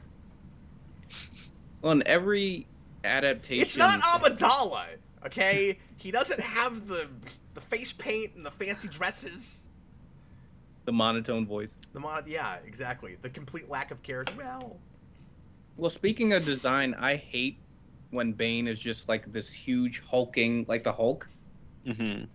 Like it works with some like the Batman show. That's cool, where he's just this red guy. But his design in that is insane. Yeah, I always was a fan of that. But But like you prefer the like Origins Bane, I guess, to like yeah, Arkham Asylum Bane, the where mask. he's, Oh, you know, I love those games, but I hate Bane in that. I don't like mean, Bane in those either. I almost wish he was left out of them. yeah. well, he gets like the worst ending out of most of the characters because the last time you see him in continuity is City, where he just runs at Batman awkwardly. Batman dodges him, hits a button, and then like a cell door closes on him. Well, we joke about like Batman and Robin, but it's like the elephant in the room with Bane is like he's this dude on steroids. You expect him to Yeah. be this strong guy, and part of the character, at least like conceptually, is like he's this almost intellectual, like he's this calculated killer, and I can't stand when he's just this Hulk that he can't control himself. It's part of the reason I like Tom Hardy's performance, where he's just this posh intellectual.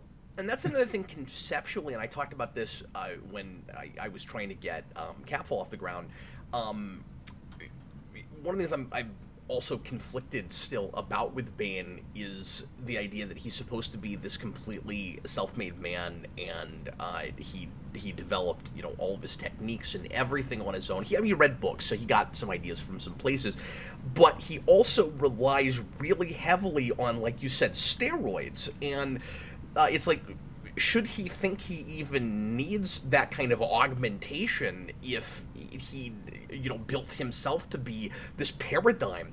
And then you could say, well, but Batman has kind of the same thing, where he's trying to be more than the sum of his parts and as godlike as he can, but he also relies on his money, and so like his gadgets are the same thing as Bane's venom. So it kind of works, but he just makes such a big deal out of, I don't need anybody, or I don't need anything. But Yeah, he does. The cool thing about Vengeance of Bane is like he doesn't. The venom is just like he's already like a killer, like he's already strong. You know, the venom is just a thing on the surface to make him, I guess, more godlike. Well, actually, it's exactly like, that's a cool parallel, actually. It's just like Batman's wealth, because he didn't go get it, it was handed to him. You know, like Bruce is born into money. He wasn't born with this, but he was molded by it. But he was given the you know, the tubes and everything when he was experimented on. It's kind of It like, was very evasive. He didn't necessarily want that, but he was a guinea pig, as he says. that Bane has that monologue in The Dark Knight Rises about, you know, I was born in the shadows, whatever. And it's like, that's what happened to him in the comics, not the movie. Yeah. Well, that's because we don't know anything about Bane in that movie. Yeah, he likes Talia, that's it. Maybe a little too much. It turns out he's shockingly close to Batman and Robin Bane, and I couldn't even believe it at that moment. Wait, he's a henchman? He wore a For the trench lady coat. villain in the movie? What is happening right now? And he's not even as cool as the last movie, Bane. He's like all green and stuff. That's awesome. Oh, I would like to. I'm going to start reading some comments here in a second. Sorry that it has taken this long before I've really looked at very many comments. A lot of things to talk about with this book, and I didn't want to forget too much while we kept naturally jumping onto other things. I want to complain about the really goofy, contrived, very retroactive thing with Kareem knows where I'm going with this. With Azrael's like mid-generic costume. This is the stupidest thing in the book, okay? And part of it is because all this 90s imagery. it's not just that the suit looks dumb. It's the whole contrived notion that that Robin came up with this suit for Azrael, and he accidentally made it look too much like the stupidest, goofiest character made up for Nightfall, which is in the prologue stuff that you guys didn't read. Oh, wow. Metalhead.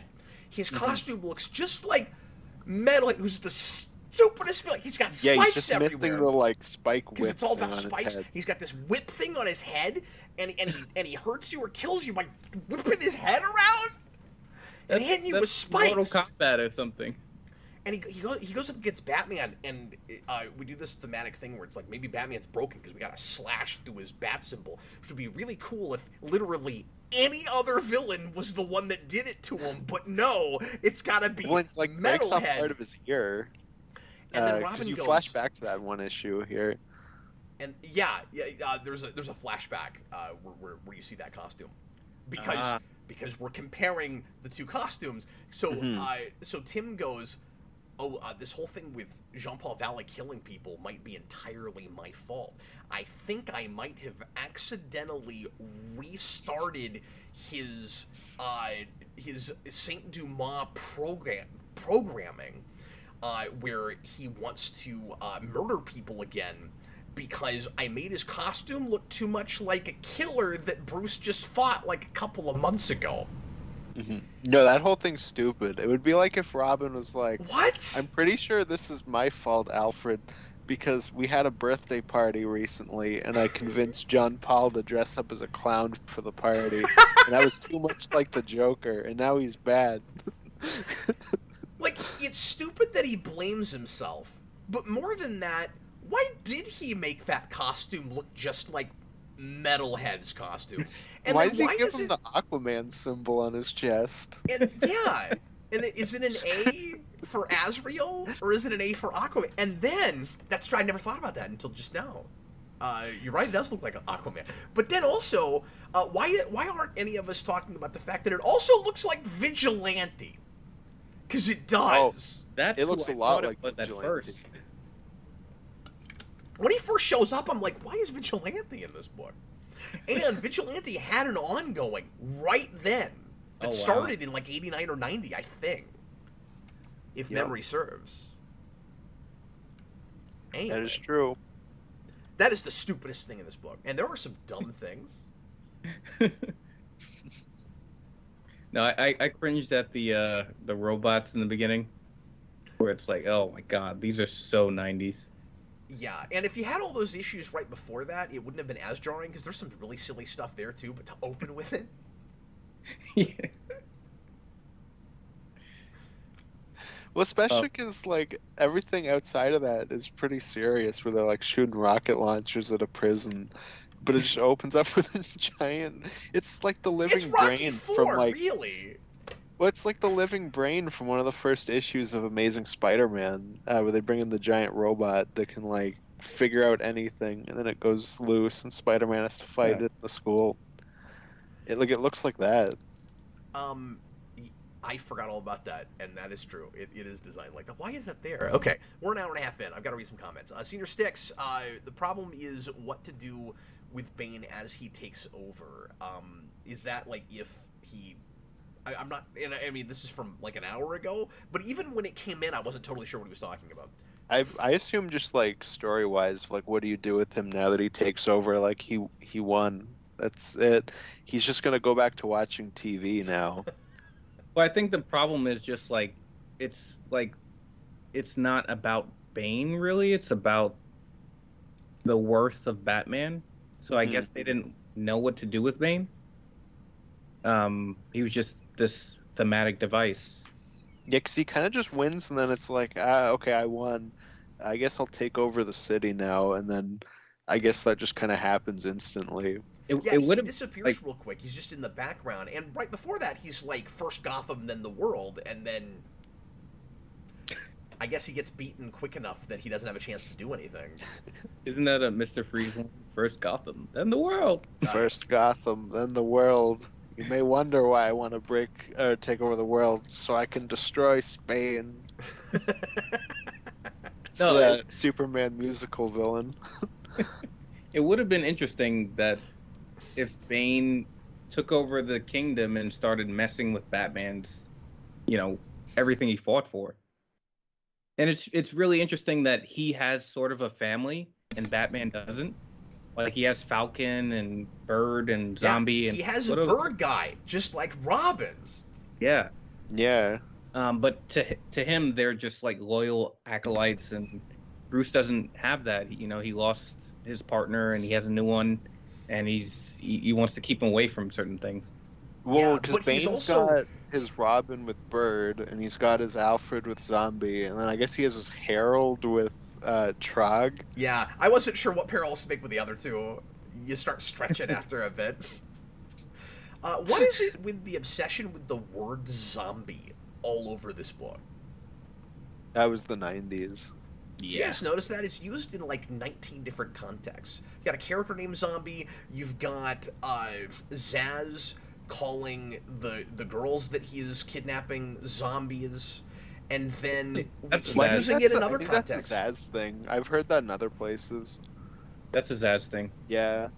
Oh, one of the weirdest things with Zombie as a character is there's a point where Bane like says his name, but it's spelled without an E, and it's like it only happens once. I wondered about that too. I was like, is that the way it's supposed to be spelled, or is that a typo? Yeah, I was like, has my brain been filling it in this whole time, and I just noticed it? Oh, I guess not. Let's read some more comments. Bob the Hun, Denny O'Neil wanted to keep Batman off panel for a whole year before bringing him back, but DC wouldn't let him. Oh. Now, when you say Batman, do you mean Bruce Wayne as Batman? I assume he just means like Batman. Yeah, it would make more sense to like him in the costume because he's just like in a wheelchair. Yeah. Just, That'd be nuts. Or was he thinking like, let's not even have, somebody else in the suit? That's my guess just from that one comment, was that the original idea was that like Batman would just be down and then Robin and Azrael would be there, but they're Robin and Azrael. But I'm just going off of that comment. well, I keep bringing up the Jason Todd thing because it's like that was a point where DC asked the fans like, "What do you want?" And it's the same thing with this. It's like proving like, is Batman really the hero? Is he worthy? And if that were to happen, like even in the context of Nightfall, like fans wanted Bruce back. Yeah. Batman needs to come back. So it's kind of like a weird thing where the story aligns. And spoiler alert, DC won that argument of the anti-heroes with the spikes and the big muscles. These heroes stand the test of time. They won the argument and they didn't win the argument. In a lot of Yeah, they won it in the sense that by and large we keep going back to old status quos with these characters, and we let them still, for the most part, be heroes and such. But we also let the stories get darker and darker as time goes on, and it becomes like more and more of a like regular standard novelty to do stories where heroes are losing and where we've got teams of heroes fighting other teams of heroes and all of that. Like this whole period was both the best and worst thing that ever happened to comics, like all at the same time.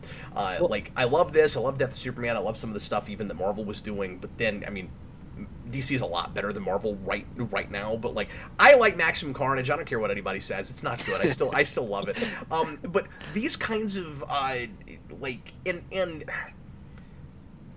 I don't want to. I hesitate to straight up call this a like really gimmicky premise because it is like pushing envelopes and going to a place we'd never taken this character, and there was for all the reasons Kareem alluded to earlier, there were like really good thematic and story reasons to do this as a exploration of Bruce Wayne's motivation and MO and how he really operates. Like, there's this, like I mentioned earlier, this really important conversation in the Prelude stuff where Alfred talks about how Batman is like actually not driven by vengeance, even though he looks like he is, and it's actually about compassion, and it's actually about making sure that as much as he can, like other kids don't have to go through what he went through, and that's his real driving motivation. And Bane is supposed to be the perversion of all of that, where he's all vengeance. That's why we start with that word in the title and everything. And so it's not just a gimmick. There is a real story and some real ideas being examined, and yes, there's some deconstruction, but it's before every freaking Batman thing had to deconstruct that character completely. But then we just can't get away from stuff like this, and sometimes it's worked and sometimes it hasn't. But I really miss the days where you could just tell some low key street level Batman stories, and it seems like everything has to be an event now. Well, to your Cap, I think actually the era before this was like a double-edged sword, where it's like the dark ages of comics, where it changed comics, where you got 80s underground comics, and you got Watchmen, Killing Joke, Dark Knight Returns, and things, and that gave us more darker, more contemporary versions of the characters. But now everything has to be like that, and it's sort of a double-edged sword where we forget the bombasticness and just the fun and just making a comic book, just making a colorful comic book. Well, it's like Batman creating his own villains, right? It's escalation. Yeah. To your point too about how we can't get away from this, that was something I wanted to bring up too, which is the fact that like every writer now wants to do their version of Breaking Batman. Yeah. Because you have Morrison has to do it, and then Snyder has to do it. Well, and then Grayson, Tom King was... Sorry to interrupt, but I was going to say this earlier. The Dick Grayson Batman thing feels like a direct response to this, where it's like, that's what it always should have been, so we have to finally do that story. Mm-hmm. Yeah, and then Snyder does Gordon as Batman. And then Tom King was building up to some sort of Death of Batman thing, because it was like being hinted at. I don't know if he ever got there, because I never finished his run. But would that have... he was built to it. Would that have finally told us for sure whether or not Nightfall even happens in that continuity? Because I don't understand Bane in that world. Like, it seems like Batman's responding to the back break thing. Like, oh, now he's gonna break Bane. I don't even know if his back got broken. That is never made clear. Well, I will say, and then we definitely have to someday do Grant Morrison's Batman, because that's like a great bookend to the post-crisis Batman. We can't read 700 pages of that at a time, though, or we'll be here for like 6-hour videos. Oh yeah. But no, I agree with Austin of like everybody has to do this deconstruction of like breaking this guy apart and just physically destroying Batman. It's not a great Batman story if we don't give him a ploy. And it's just like, I miss the Batman stories where it's just simple detective stories, just him hunting killers and things like that. Mm-hmm. Well, so I'm also a big James Bond fan, and I'm at a place with Batman now where I'm worried I'm going to get to with that now after the last movie, where we're going to keep doing that with that character, and it's like, no, you get to do it once. That's it. You can't just keep doing it. So you know what I mean. Like, I feel like we've gotten there with Batman. Well, the problem is, like, when we push envelopes like that and we kind of like pull the curtain back and show all the seams and start kind of narratively showing how the sausage is made, there's two directions you can go after that. You can either keep trying to one-up that and do it better and make it bigger and make it crazier, and that's what we tend to do, and that's the mistake. Or you can go back to the brass tacks and make it what made it successful in the first place, which is what you ought to do. And what I feel like more or less is what Matt Reeves has done with the Batman. Yeah. And why that worked was that he just took it back to formula. Yep. Back to formula. There's also just phrases you can't even use anymore. There's a big moment from the Batman. There's no way it's intentional. But in the Two-Face storyline, where Batman is like, oh, I don't understand why he would put this body in this dinosaur. And some random cop walks up to him and he's like, well, you see, Batman, like this was this dinosaur, but then they changed it. Now it's that Oh dinosaur. yeah, I remember that. And it's the only thing with two names. And I'm like, that's the guy who's like, oh, it's a carpet tool. He even looks the same. That came out of nowhere and it was hilarious. Yeah, no, I There's thought that something was in really this history funny. There's lesson no about way that's dinosaurs? intentional. Forgot about that. No, I think the problem too is like everyone treats Batman like Shakespeare, where it's like I got to do my version. Like you want to bring yourself to the character, of course, and do your run. But I've heard things where Scott Snyder's admitted this, where Grant Morrison he was I don't mean to talk about other Batman stories, but real quick, Scott Snyder was nervous about being on Batman, and Grant Morrison kind of calmed him down and was like, you just got to give your Batman a birth and a death. And pretty much every writer has taken that advice. And it's like, it's getting redundant now. Yeah. Like, do something else. Yeah, no, exactly. It's my worry with my James Bond. That's going to be every tenure of each actor. Oh, yeah. Well, and it's constantly too influenced by the popularity of the character and, like, the scope of his influence on the world, where I just want to be able to tell smaller stories again. I don't want Batman to have thought too much about his own importance. Because as soon as we start doing that, the books tend to psychoanalyze the character on the page, and they tend to literarily analyze themselves on the page. And I've complained about this a lot, but you get to, like, Endgame with Snyder, where, like, I tried to review that book, I'm like, I can't even give it an analysis. It already did it for me. It told me what everything was about. I don't get to bring anything to it now, because it's all deconstruction. Well, that was what was so refreshing for me going back and finally reading Starlin's run, is that it's just like random crime stories where it's just you slap Batman in and he's just doing detective work. He's just going around solving random murders and whatnot.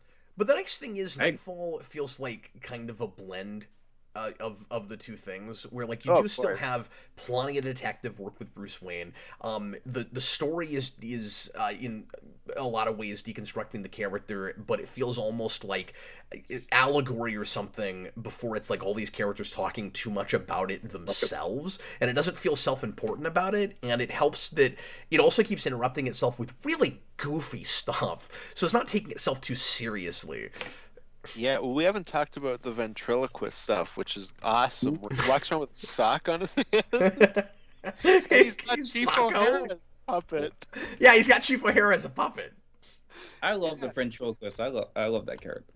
Yeah, I love that he just has this little subplot that goes all the way from, like, the second issue all the way up to the back break issue. Well, and I'm trying to see if I took any pictures of that. I'm not finding it, but that was one of the big things that always stuck with me, is him with a sock on his hand looking for Scarface, which I've heard they bring into the Telltale game, but I've never played that. Yeah. If memory serves, he's my pick. The villain of the Batman too. I'm not finding any pictures of him. He's one of the ones I want. Yeah, I also think he could be the villain of the Penguin show if they do like gangsters fighting each other. I think that could be cool. Freaky. But getting back to Nightfall for a minute, I agree with you guys. If memory serves, I can't remember which team it is. I want to say it's Dixon, as opposed to Doug Mensch. Thank you, Mensch. But one of those guys is constantly bringing us back to that subplot, and the other one isn't doing it at all. It's the only thing that I remember noticing where they're not both building on each other. Where it's like one of those writers just goes, "Oh no, I've got this ventriloquist subplot. I'm going to keep forcing in here." Well, I'm pretty really sure funny. That's in the backbreak issue, so it must be Dixon that's not doing it then. Okay. I noticed Dixon is trying to do the Dark Knight Returns news pundits. You guys notice that? Yes. Where every other, and it's like that kind of bothered me because The Dark Knight Returns is very, like it makes fun of both sides, and it's like it shows like how ridiculous it was in the 80s, and I felt it was kind of one-sided in this. It was very distracting to me. I also But I felt guess that way about, and the talking heads and stuff are related to this, which is part of why I'm bringing it up. I also felt the same way, Kareem, about the social commentary with the pop psychologist. Yeah. And then I was about to say that kind of just drops off, but apparently my mind like repressed the Riddler story right up until I was about to say it. It's like, oh no, I guess it did have an ending. Hey, I want to show you guys a panel. Oh, I want to show you guys a panel. How you feel about this Batman face? So angry. What is looks like a happening with this vision. Batman face? Remember how earlier I said that Batman's cowl gives you some Bruce Wayne in it? Not in that panel. No, not at all. How big is his forehead? He's got a big forehead. Yeah, some and his reason, mouth's I'm on his chin. For some reason, I'm thinking of the morbidly obese vampire from Blade. For some reason.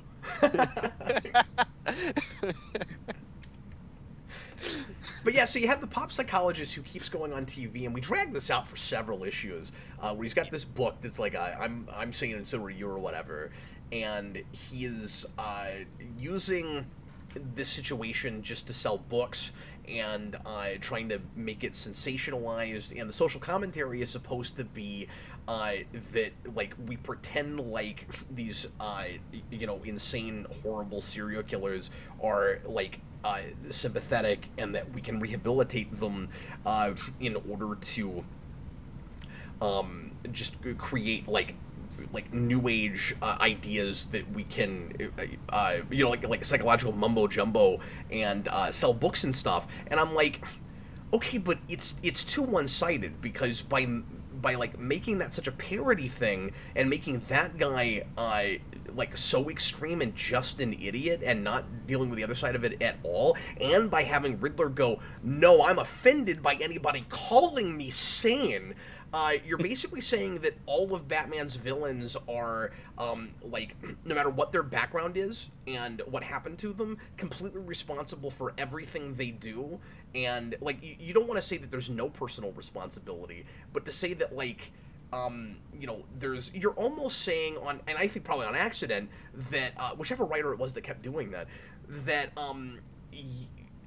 there's like no such thing as actual mental illness, and that everybody that does bad things, they're just bad people in the world. And they do these horrible things, and there's no such thing as like a sympathetic crazy person. I don't understand that. Well, while you were talking about this, I had this like epiphany about the subplot. It's just the Dark Knight Returns therapist, right? Just not done as well. Where like he's kind of coming up being like, we can, like these people are okay or whatever, and then it also ends on a talk show where one of the villains like comes out to attack him. Except in Dark Knight Returns, it's really cool. While here we're in that kind of peak era where we've decided the Riddler's a joke.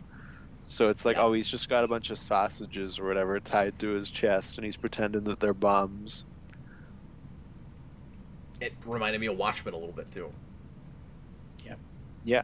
That's where that stuff's from. Yeah, it would have been nice to see the counter argument of that. Like, no, these people are mass murderers. They're criminals. Like, the other side of it. Yeah, or at least his argument, not from like a parody perspective. Yeah, that's what I'm saying, because And the it's book was frustrating. making like a dark joke out of that, and saying like, he's wrong for pretending like anyone should sympathize with characters like that. It also, I think, because it's just like, oh, look how stupid this guy is. There's too much of it. Like we keep cutting back to that guy, and it's like, okay, I got it off the first scene. Like after that, it's the same joke over and over. There was never again. anything new there. Yeah. Yeah, and you kind of inherently know that because we keep bringing him back, that he's just going to be attacked by one of the Arkham inmates. Like that's the only way you can take that. And it's Which- frustrating which- because you want Kin solving. I think she's like a therapist in this, right? Yes. You want her more in the foreground of the story, and it's especially like Bruce Wayne going through his emotional turmoil. And then we mentioned Arkham. I think the Joker or somebody like tortures Jeremiah Arkham. Mhm. And Yeah, it's like that whole thing is weird too, because he's like, I'm gonna drive you mad by putting a gun to your temple that's gonna go off in like 45 minutes, but you're gonna be like completely insane at the point But that it's like you he's got like a die. string around his neck that like ties to the trigger, so if he moves, it'll shoot him. Yeah, Mm-hmm. that was weird. But yeah, these stories are, about this dark psychology. Like, you want more of that psychodrama.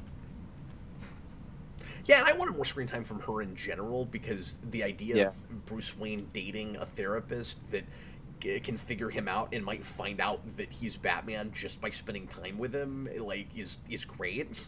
You never do it right, too. Yeah. We said it in Batman Forever. It's true, Batman Forever has it, and yeah. But no, I like her a lot. She's a really neat character. I wanted more, though. I just wanted more from her character. Oh, and that's another thing that you miss if you don't read the prologue matter, which is he just lost Vicky Vale, and then that happens. Mm-hmm. Yeah, because he mentions that after his back's broken, where he's like, "Oh, I lost Vicky." Yeah, I remember that. Okay, I'm gonna read some more comments here. Oh, okay. Chewbacca's lover, what Cap wanted them to do is what was originally planned, and I think he's talking about the idea of Bane dying. Yeah, I saw that super chat come in while you were saying that. Did it sell too much, and they thought it would they would keep him around? Oh, was it They the were like, Clone Saga no- thing? No kid wants to buy a toy of a character that's dead. That's so close-minded. From Oh, children. I'm sorry. John Henry, I agree with Kareem. I prefer a small bat family. Yeah, do they too. introduce Huntress in this really briefly, and then we don't see her again. For half a second, she never comes back. I like a tight-knit bat family. I don't need him to be the Xavier school for the gifted, For gifted Well, bat especially at a people. certain point, Yeah, it people. becomes like a superhero team. Vigilante school. Well, It's apparently great. Azrael's vigilante, so that makes sense. That's a good point. Yeah, I'm telling you, if they were in a book together, they're twins. You would not be able to tell the difference. Well, okay, he doesn't have the visor. Terry Young agreed Sword of Azrael is an essential part of the story and should be included in the Prelude volume and first omnibus. It's not enough to just collect it by itself, because you have to put somewhere.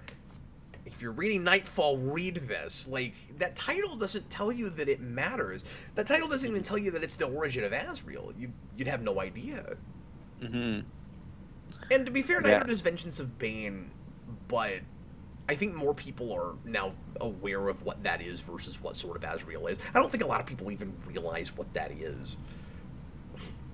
This is also probably for me, the only thing that's like, all right, let's just do the night, like the KN thing in the title, and like, let's stop doing that. Yes! Like, we do that all the time. And it's like, ugh. No, and it's great with this. It seemed Oh, yeah. clever, and it just looks good as a title. It looks kind of, even the title has this kind of like menacing vibe to it. We do Last Night, we do all this stuff. White Knight.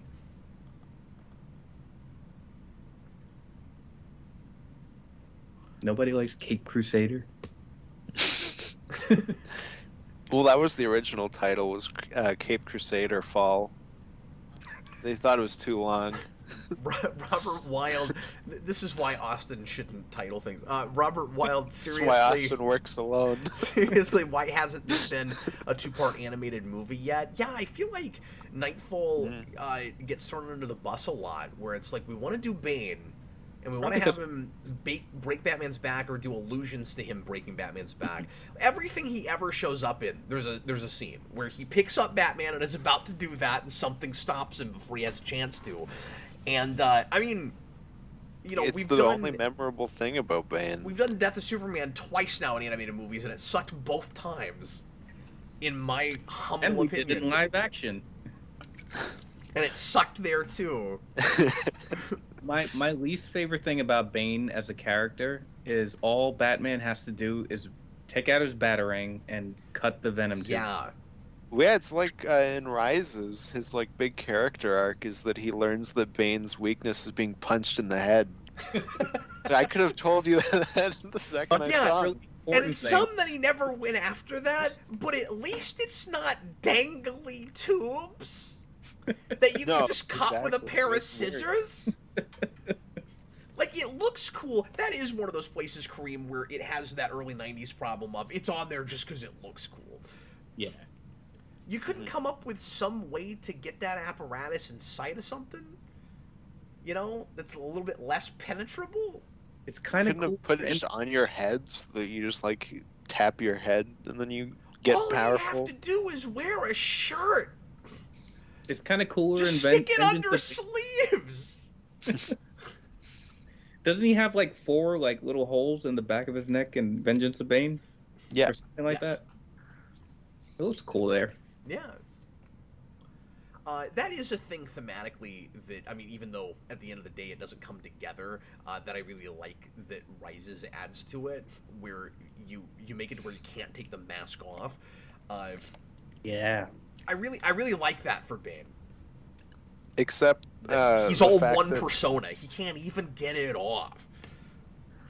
Except that here it's like steroids, while there Christopher Nolan thinks that if you just take a bunch of painkillers you become strong, when really you would just die.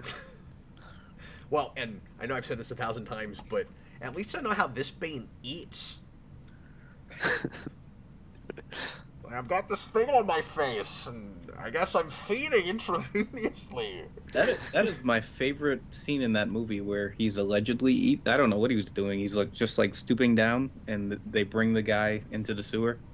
He's watching TV at like a little TV that he Oh, was is that watching. what was happening? Pour some liquid out. I thought he was eating. Oh. I What? did Yeah, I'm not not get sure. that sense. I was asking you. A frowny biscuit? Anyway. Schumacher's lover Azrael is a Dennis O'Neill creation, and after he dies, they leave him dead out of respect for O'Neill. And how Give long it has he 10 years. How long has he been? Yeah, and I mean, like, maybe that's the reason, but also at the same time, I don't know at this point that all that many people are going to care that much if you brought Azrael back, so, like, I'm not going to give him Give it like 10 years. that they won't much credit care. for that. I mean, you got 30 Robins, you got 60 Batgirls. People voted to have Jason Todd die, and I think it was Denny O'Neill. Somebody involved was like, if we ever brought this character back, you know, Oh, it would Dan be like- O'Neill said, yeah. yeah, and they did it eventually. I think it'd be really funny if you did a poll to see if people wanted to see Azrael brought back from the dead, and he loses. Like, nah, leave him Yeah. dead. It's fine. We don't need that guy. Why don't they do the Jason Todd thing again?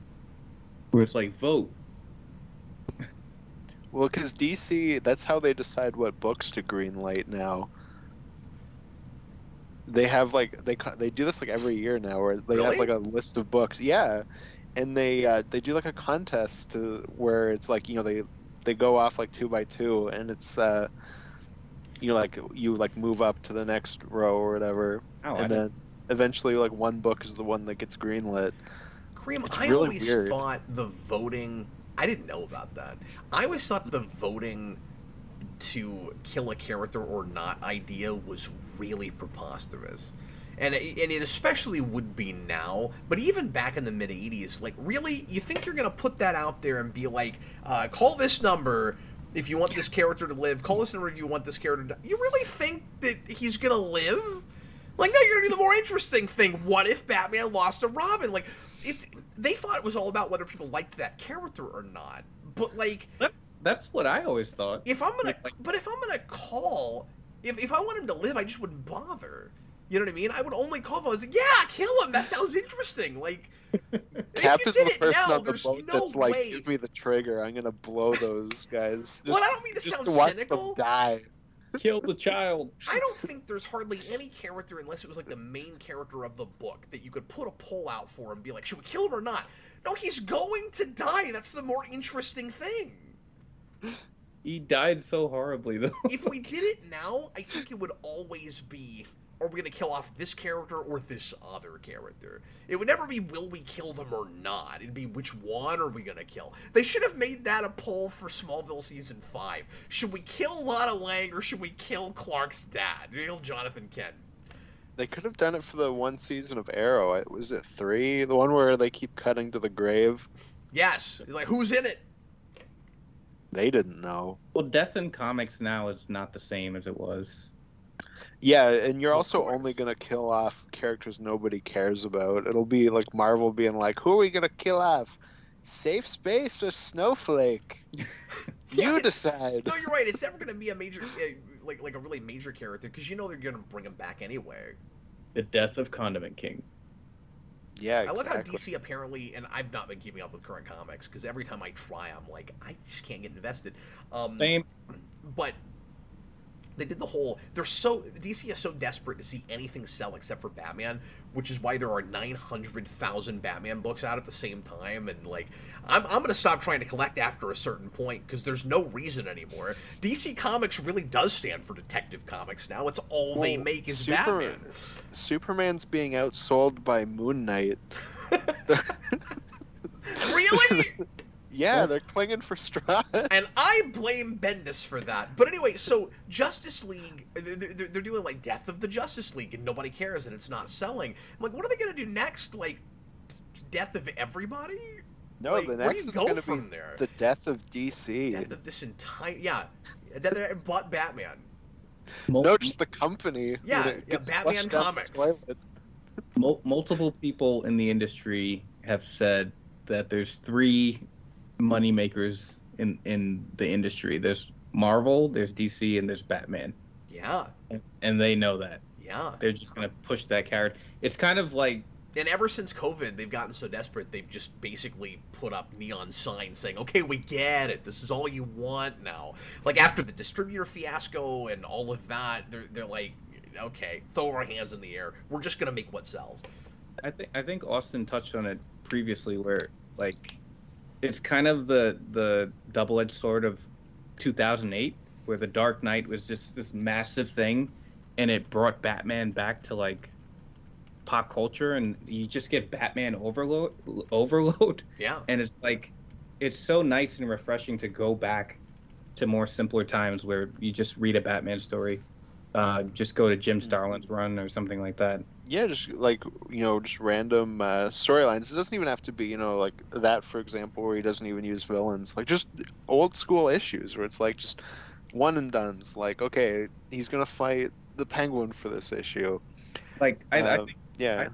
I think I'm in the minority. Like, Batman's obviously my favorite superhero, but I get so sick of it, and then I take a break, and then I come back, and I'm like, oh yeah, I love this character. Yeah. Like, this is No, why that's I completely love fair. I get sick of the way we get bogged down in more modern Batman stories, but I don't get sick of the stuff I really like, and that's why over the last decade, or maybe you could even say 15 years now, Kareem, I feel like for the most part, the best Batman stories have been the out of continuity stuff, and I don't get sick of any of that. You know, your White Knights and your Harleen, and I'm trying to think of other things like just Justice. yeah, and Earth One, and et cetera, et cetera. Speaking of like just Batman stuff and like what you appreciate with this character and Nightfall, reading Nightfall as a teenager is what cemented Scarecrow as one of my favorite Batman villains. Yeah. Because his team up with Joker is awesome, and then his like It big God kinda of Fear doesn't thing go is also anywhere, though. awesome. That is It's fair, fun, but I got to the end of like this, it's and I was fun, like, oh, I yeah. need to make sure and bring that up. And then I was, what am I going to say about it? I don't have anything to say about it. Like, it's just a silly romp with those guys screwing with the mayor. That's all it is. But it's awesome though. It's like the Mad Hatter and his chimp and Ventriloquist and his sock. It's just we're just getting fun stuff with these villains. Is it and I really like that material. Is it interesting to you that there's a moment in this book, or in this story for both the Joker and Jean-Paul Valley, where they go, I really want to get hit by Scarecrow toxin and see what happens. Yes, it was a very good character parallel. I don't think that was on purpose. It was very strange. I wonder what the Joker's afraid of. I think the idea is supposed to be nothing. Yeah. Yeah, I don't know. Nothing, I guess. But, well, he was immune to it, if you'll recall. He is immune to the fear toxin, yeah. Because that part's great where he just kind of laughs it off and then beats Scarecrow with a chair. Is it the MCU Hulk thing where he's afraid all the time? Yes. Is that what it is? Yes, there's a great Scarecrow. I'm always afraid. There's a great issue in Grant Morrison's JLA, which we have to do, that Yes. The Martian Manhunter changes like the physicality of his brain to understand the Joker, and he just becomes insane. And it's so cool. That's really neat. Oh, that's I didn't cool. know about that. I've Yeah, never read any of that. I That's own okay. most of that in singles now. I've been collecting it really hard, but I've only read the first couple of arcs, and it's been a long time. But when I was buying collections, I just kept running into issues of it, so I own probably, I don't know, 70% of that. It's a really good run, and it's it was doing a lot of the stuff that Nightfall is doing, that Kingdom Come and all that stuff. Emerald Twilight with Green Lantern. We would be remiss if we didn't also talk real quick about the kind of tradition that you get after this of these kinds of big sweeping Batman events over a lot of books, because you start with this. And then this was so successful that they just couldn't stop doing it. And sometimes it was great and sometimes it wasn't. So No Man's Land was another success, and that's the next real big one. And and of course, like before that, you have Cataclysm and stuff, but that's a lead into No Man's Land. So they treated that like an event like this, but then we didn't know that it was also getting us to something even grander and larger. But then we also tried to do it with Contagion, which is not good. Yeah. And War Games and all that. War Games, yeah. And then Officer Down was kind of that way. I guess that wasn't as big, but then Bruce Wayne Fugitive was the other one. Yeah, and Bruce Wayne Murderer. And it's not good. Murderer is a little better, but I still don't like. Or I'm sorry, Fugitive is a little better, but I don't care for those. And then in my mind, the next really successful one wasn't even done in comics. It was Arkham City. Arkham City really takes this model and makes it a video game. Yeah. I've always said that.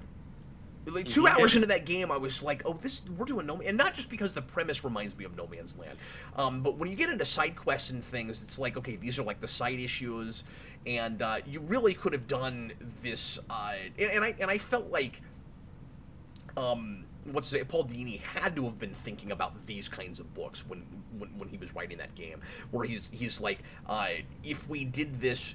We easily could have done this in comics over 3 or 4 different ongoing books, but they hired me to do a video game, so we'll do it here. It's a really good approach for something that massive in a video game. Yeah, well, and I've been playing Arkham Knight, unfortunately, recently, and like going through all the side missions reminded me a lot of like just what this is at the beginning of Batman going through all of the different rogues gallery. My favorite part of those games. I mean, that game is the side missions of Arkham Knight. Yeah, exactly. It almost, like, reading this made me go, oh, like, I wish that was just the game. Like, forget, like, the Arkham Knight stuff, like the military coming in and kind of taking over the city. Like, just give me all of these different, like, side missions with different villains. Like, give me all of Gotham and just, like, let me like do stuff. My favorite stupid story thing in that is the throwaway explanation for how Arkham Knight gets funding to do all of that, where just all the villains of the city pulled a little bit of money together. Well, they And sold you that wouldn't entire even game know on about all it? of the villains are gonna team up, and then they don't. Yeah, They team up like right before the story happens to like get the story rolling, and then that's it. it was a second or third playthrough before I even knew that, because it only comes up, if memory serves, with one of the henchmen guys talking to another one as you're spying on them, sitting like on a grate above them or something. And it's really like, if you don't just sit there and listen for a while, the dialogue never happens. So there's like this whole story point that if you just jump down and start fighting them, you'd never have. Yeah, it was in like all the trailers, like when they did the Oh. big cinematic trailer. I know that's what they sold that game on. Oh, that's It's really very strange. Weird. I But saw no, apparently Cap got the that story point listening to these characters talk, where it's like, "Yo, I hear Penguin was working with the Arkham Knight. Yo, it's the freaking Batman." That's exactly That's what it so was. spot on. I just wanted to do You that. clearly played those games too much. Matt! No, I Because heard. that's what they all say, and it just makes me laugh. Yeah, a lot. It's fun to yell that. At least also in City, if not in Asylum. I think all 3 games do it. I think it's in all, like, in Origins too. I feel like it's in all 4. I Well, and in Origins they'll be like, "It's the Bat. He's real." Well, I like that because early on they Oh, of course, yeah. I heard an interview the other day, obviously from a while back, with Kevin Conroy, where he was talking about making Arkham Knight, and he was talking about when he accidentally revealed that game was happening and how much trouble he got in with Warner Brothers. And find that interview. It's really interesting and it's really funny. But he said recording that took 2 years and it was like doing War and Peace. He said he had 110,000 lines of dialogue. jeez. I bet, yeah, because when And you then like 2 stop and minutes think later he about said, it, like I there's really a wish ton they'd of make stuff. another one of those Arkham games. I was like, I want to know how much you got paid for that. After you said that. That's what I want to know. I hate the way Batman looks in that. Like his face looks so weird and just It's so gross and ugly. Arkham Knight is both a really beautiful game and a really like gross looking game. Like when you're just flying around and you're like over the city and stuff, it's fantastic. Like it's one of the best games I've ever seen. Yeah. Yeah. I just thought we should look at, and then when you like get while you guys are close to talking the about characters- Batman's face looking weird, I just thought we should see it being eaten by rats. Oh my god. Anyway. That's my fear. A lot.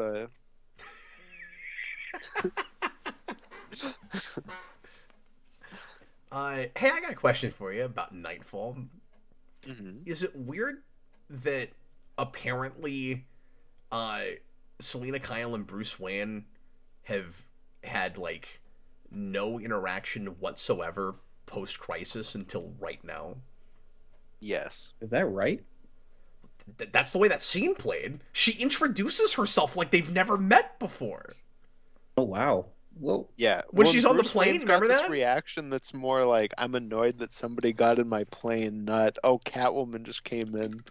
It's really weird. No, but they Is don't have everyone any kind of in continuity? rapport. It's strange. And I mean, I get that like she doesn't apparently know his identity and stuff, but like really there's been no interaction with Bruce Wayne in the 15 years since, or 10 or whatever, since Christ. Really? Okay. No, that everything with Catwoman I thought was just really weird to me. Yeah. We'll see what She they was- do with her after this. Because we'll have whole Catwoman issues in the next Mhm. trade. Yeah, I don't remember it super well. I miss like I prefer the Catwoman, the modern Catwoman costume, but I miss that costume. I Like, like, I like it a the- lot. I kind of want to read Mhm. through that book now. I'm curious about it because I was reading a few months ago, and a lot of it's not sticking with me. I got to go back to it. I'd like to review it, but I was speaking of Dixon. I was reading some of the original Birds of Prey run, which is hit and miss, but overall I was really liking. And I don't know, man. I just have this thing with specifically like the women in the Bat family in the 90s. Like that's where I live with DC. I don't know why. I just love that stuff. Like Birds of Prey and Catwoman, and like that's the stuff I want to go back and like get to really know. So I'm curious to read all of that Catwoman book. I have Back that. when Oracle was still Oracle. I love her in the one scene she gets in this. No, it's great. It's great. It made me wish we did more with that. Well, and we'll see if maybe there's a little bit of interaction with them in the next trade while he's still hurt. But just this really nice subtle moment where she's like, now they have this thing in common where like she's in a wheelchair and like you'll get used to it, and I love that moment. It's great. Well, and it's like this is, like I said, the reason why Batman needs to extend himself more, after Jason is murdered and stuff and he's defeated. Here's all these people he could have relied on Yeah. while he was so down for the count, but still trying to operate. That's what No Man's Land is. Yes. Well, and it makes me appreciate him leaving for 6 months during No Man's Land more after this, where like he's just really doubling down all on that whole thing. This is what he does when he feels guilty about something. Is he's punishing himself. He puts himself through the hell that he goes through. He has to go on timeout. He's very stubborn and arrogant in a lot of places. Yeah, but that's Batman. absolutely, and not always the most sympathetic. But I get where it comes from. So if we don't belabor it, but sometimes we do, and that's when it becomes problematic. But yeah, Bob the Hun, it's really satisfying that this and Death of Superman is better remembered than anything by 90s Image. Todd McFarlane wished people went back to Spawn as much as they do this and Death of Superman. Spawn at least will like forever have that reputation as being awesome because nobody goes back to it. No, that's exactly right. I think Death of Superman has mostly been kind of reappraised as not being as great as everybody remembers it, even though I still love it. Like, I have a hard time being, super critical of either that or Nightfall. As critical as I've been tonight, it's like, I still love this stuff. Like, you're gonna give yourself I got those two brains. Zsasz marks for every single complaint you brought up about Nightfall. One for every sin. I'm sorry, Nightfall. One for every sin.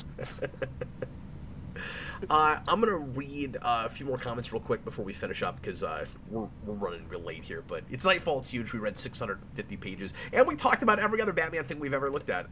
Terry Young, Dixon on his channel has noted that the animated series writers would visit the comic book offices during the 90s, so the similarities don't surprise me. He also said something about the writers of these books. Talking a lot in the offices about whatever the latest episode of Batman the Animated Series was, and in the Prelude stuff, there's an issue where it's really forced in and weird, where there's a Bruce Timm looking Batman drawing on the monitor, like in the Batcave. Oh, like weird. somebody's watching that, and I can't remember who it is that they said made it, but like some character just like made a Batman cartoon. You know who was Just probably they can do a watching it? reference. It's probably Bane. That's what he was watching the animated series this whole time. That's how he was studying him. With his mask off. Yeah. I don't need to go out and find Batman. He has a cartoon on. Terry Young, I love that. I've learned everything about him. I know he's Bruce Wayne. Well, that's amazing. How'd you figure that out? Well, they tell you in the One show. episode with this Doctor Strange fellow who finds out his identity and he auctions it out. That was a good episode. I saw this episode where he was trying to get into the Batcave through a clock, but the Batcave wasn't there. That was really weird. And then he was like, I need a flare gun and some flares. And then you find out that guy the whole time was Batman, but he was having a dream where he couldn't read anything. And then I Googled it, and it turns out that's true. that is part of your brain that you can't read while you're dreaming. Terry Young, I loved Batman and Fear Toxin beating the absolute crap out of the Joker in this. Much better than the beatdown in Hush, with him screaming Jason Todd. Great stuff. Yeah, that's some of the most like classic, kind of more 70s and 80s looking drawings, I think, in this. And I love that stuff, and I'm trying to find it so that we can look at it. Yeah, there it is. I love light blue, gray Batman. That's just like with the yellow symbol. Yeah, that's what I think of when I think of Batman, is just this look. But also Joker in a trench coat. Yep. Yeah. Absolutely. Bob the Hun no Chuck Dixon longer came the like ambassador of Iran like he is in that whole thing is family. Yeah, that was weird. Dixon came up with Bane being born in a prison and his motivation. Well, yeah, because he wrote Vengeance of Bane. Terry Young, Vengeance of Bane is such a fantastic intro to a villain. It made me disappointed with every adaptation of the character in other media. And how hard is it to just do that? Like, I don't understand why you can't start from there. Even if you want to tell a different story from Nightfall, it's a pretty solid background that works with most iterations of Batman. Like, even with the Nolan movies, with all the parallels we're doing to Batman with this, none of it's stuff that's that far away from what they've already got in those movies. Like, when they basically do that stuff with the kid in the prison in Rises, it's just not Bane. Yeah, I guess that's true. I mean, it's not as like involved as that. Like, literally, he is sent to like isolation for his adolescence. That's the thing, is you need that scene. You need him to be isolated for...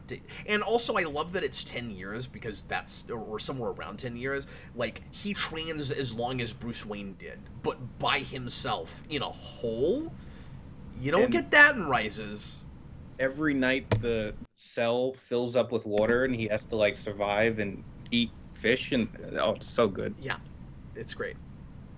And we also would be remiss if we didn't mention that Bane fighting a shark for no reason is... boss. And the warden is frustrated that he won't die. Terry Young, I think Bane is pretty good in Legacy, where he's working with Ra's al Ghul. I don't know if I've ever read that. I think that's the story that Kareem was talking about earlier with him and Talia. Okay. I could be wrong, but I think that's what it is. He outsmarts Ra's al Ghul, and it's awesome. He tricks him into making him his right-hand man. Okay, I need to read that. I think that is... Yeah, I want to say that's like right around or like right before No Man's Land, but I could be wrong. AMC, you know what's an underused faction in Batman media these days? The Order of Saint Dumas. I mean, all these times the court gets brought in.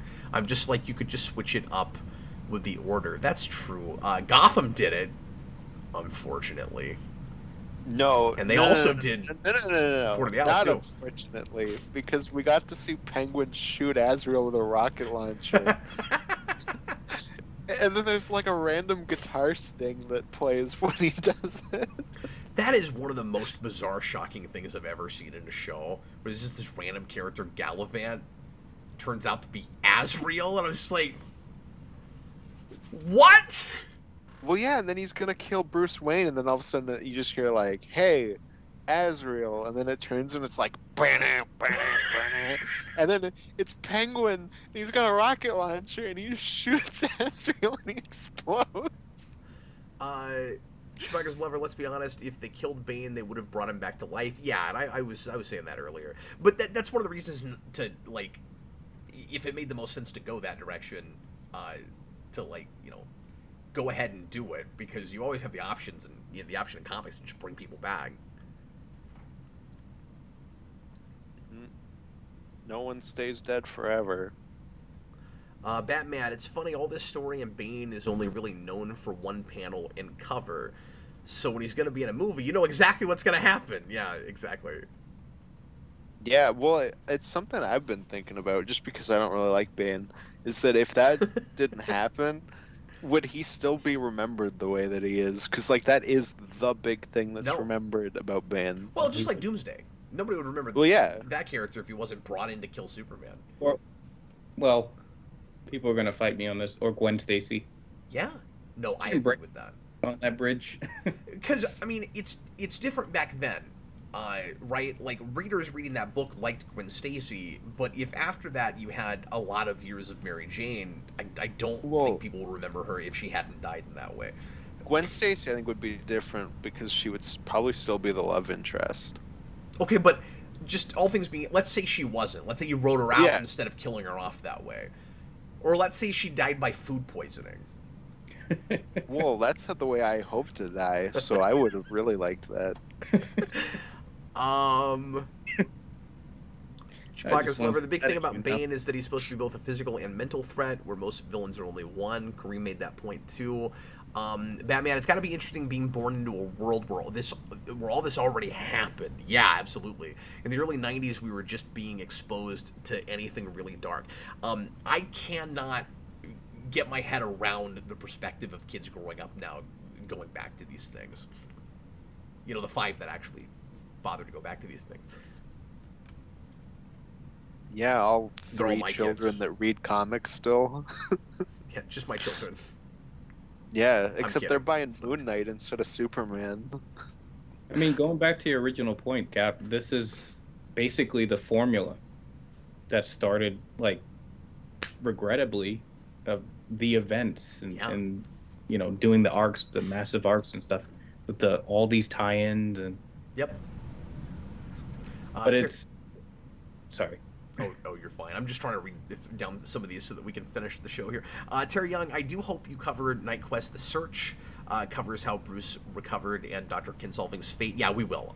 Both of the big parts of Night Quest are in the that second trade, and that's how we're going to cover it. I will double check and make sure there's not anything major missing from that trade this time, so that we cover everything.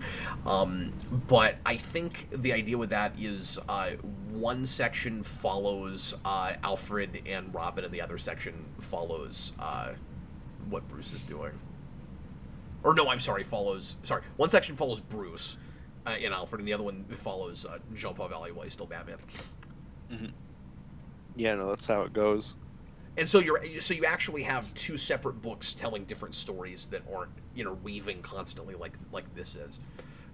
And so I'm not sure how it's collected, like if you read all of one and then all of the other, but I would imagine that you keep jumping back and forth.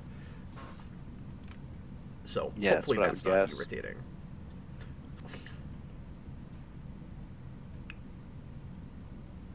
Sorry, lots of comments here. AMC, you know what's funny? In Arkham City, in particular, a lot of the thug characters would probably get the game canceled if it was released today, with all the B words and such. And it only Well, there's released in also that weird 2011. Harley Quinn line some thugs say where they're like, "Yo, you see Harley Quinn? Archie was a dude." Yeah, I remember that. That comes up a weird number of times. Yeah. It's very strange. And then they just immediately go, "It's the freaking bat!" Austin should just like voice the new thugs in the, what is that called, the new Batman. Gotham Knights? Yeah. I would love that. That'd be awesome. What else I should need we to be a thug in the Gotham Knights TV show. What else should we make sure and cover? If there's anything else that we haven't talked about that you guys want to mention before we This book does finally my boy dirty. shut down. Killer Croc shows up to be a chump to make Bane look cool. Twice. Yep. Does he break his arms or something? Yes. Yeah. Before this book, yeah. In a toy store. I don't know why. Well, I had a whole pretentious thematic reading of that in Catwoman, but yeah. Well, yeah. I just think, I'd like to think Bane is more than just a device. Like, you can argue with this story, but it's like, there's a reason he sort of, is adapted in different things. Like, he's in Arkham Origins, like, he's in a lot of stuff. I think he just comes back as Batman's adversary because these thematic things are so strong of, like, he really is the anti-Batman. Just intellectually and physically, and I don't know. You can argue whether he's a one-trick pony. Yeah. But I think it's like I said before, Nightfall is just this landmark in Bruce's life where every comic book fan has their headcanon, right? Like year one, like the bat comes through the window, and we know certain events in Bruce's life. And I remember in Grant Morrison's run, they have a flashback of when he broke his back, and he's like, Bruce Lee did it, I can come back. It's a way of Batman coming back from this. So I think that's the most important thing about this is like, breaking down Batman and pushing him to his limits, and then him eventually finding a way out of that, coming back out of the hole again, as it were. No, absolutely, yeah. Well, and I mean, I like the idea on paper of how Rises handled that with the kind of, hope versus fear thing, where Bane uses hope in the same way Batman does, in a perverse way, against people. But it does feel, going back to things before this, it does kind of feel like an archetype that's missing. And I think that is one of the reasons we keep bringing it back, right? Where, like I said, every Batman villain in some way or another is a dark mirror for Batman, of course. But Bane feels like a new, much bigger one to me. Whether you feel like he's kind of just a contrived series of ideas of like checkmark parallels to Batman, like Austin is suggesting, or you think that he's a real fleshed out character. With the Joker, you've got the chaos to Batman's order, and with Bane, you've got the vengeance to his compassion, and and also the like. Perverse version of his vigilantism. And so, like, it is a whole other aspect that we weren't really covering specifically with anybody else. Like, Two-Face to some degree with the justice versus vengeance thing. But Bane is not just anti-justice, he's also anti-human. Like, it's different. Yeah, that's what I like about him. I think it's important also because I haven't read the Venom story in so long, so you guys probably know more than I do. But I haven't read that in a long time either. But yeah, the thing that's most enduring, one of the things that's most enduring about Batman is he doesn't cheat. Bane takes a steroid, so I think it's like important that he picks himself up without taking. He could have took the Venom, and I think it's a great way to show a reflection of Batman, of like he won't even take, supernatural stuff and lord over Gotham like Bane does. Yeah, really good points. I feel like there's something else I was going to say, but I can't remember what it was now. So, what else do we need to make sure to mention that we haven't talked about yet? I think Anarchy's cool in this. Oh yeah. I'm glad you said that because I knew you wanted to talk about that. That's it. Bye. And he's just kind of a real. He's like V for Vendetta, just like straight up. They just pulled him out of there, made him a Batman villain, but he's pretty cool. Well, he just feels like he needs to be here. Thematically, especially at that point, yeah, because that's when you get John Paul Valley taking over. Yeah, and you've got this kind of spectrum with the kind of with the vengeance idea. It's getting late, and I'm trying to analyze things. Well, I think it's also like Gotham, like throughout the years, gives whoever's the hero of Gotham, they give you a dark mirror to it. And like Scott Snyder kind of did that with his run, but like Jean Paul Valley's Batman, now he's going to get escalation in different kind of ways. Yeah, that's a good point.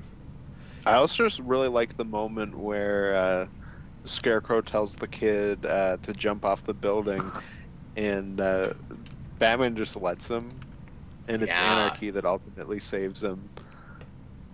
Yeah, that's real messed up.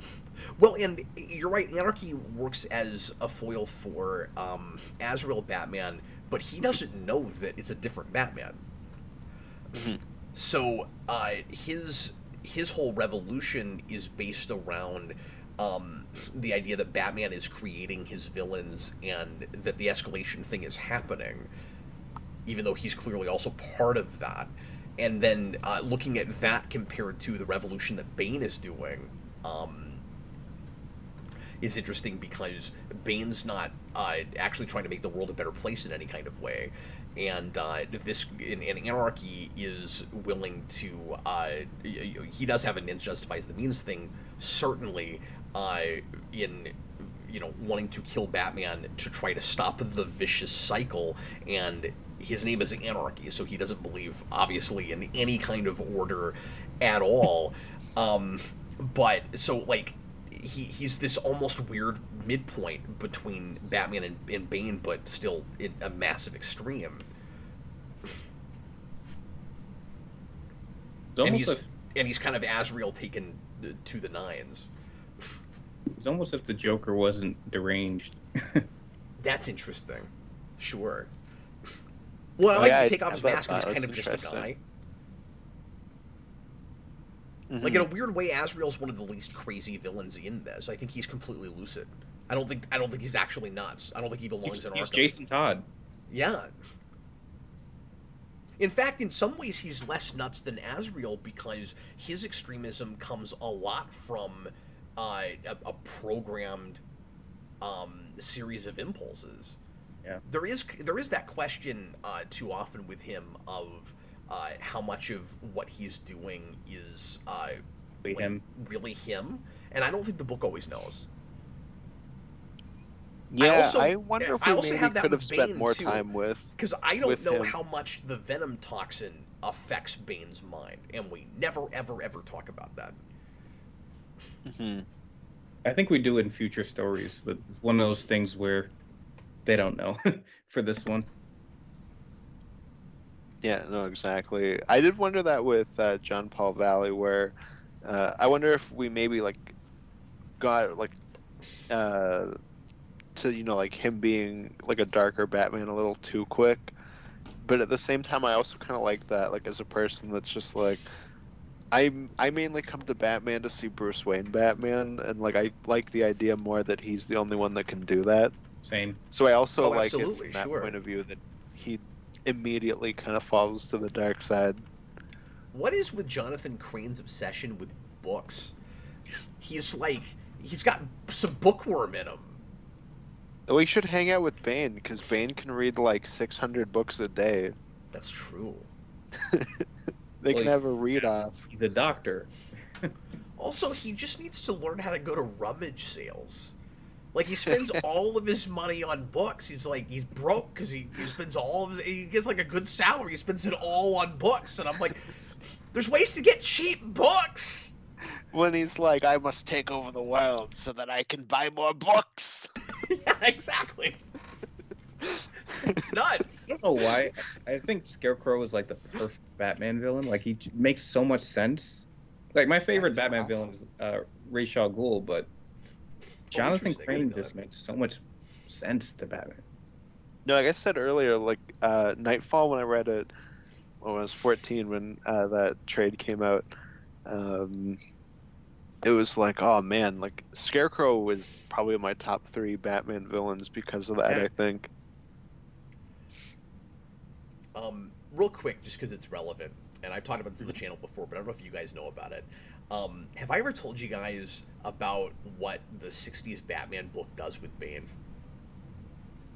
No, but somebody sent a super chat about 60s Bane versus 60s Batman, which I assumed was a joke. I didn't realize that there actually is a 60s. Wait, really? Oh, I'm glad I'm mentioning this. Yeah, I missed that. Sorry, Senior Sticks. Yeah, $2 super chat. I like 60s Bane versus 60s Batman. Okay, so especially since that came in, I'm gonna tell you guys about this real quick because it's amazing. So my favorite issue of the 60s Batman comic, it went for 25 issues, is the Bane issue. And he's a Mexican wrestler, and of course he's got his luchador mask, and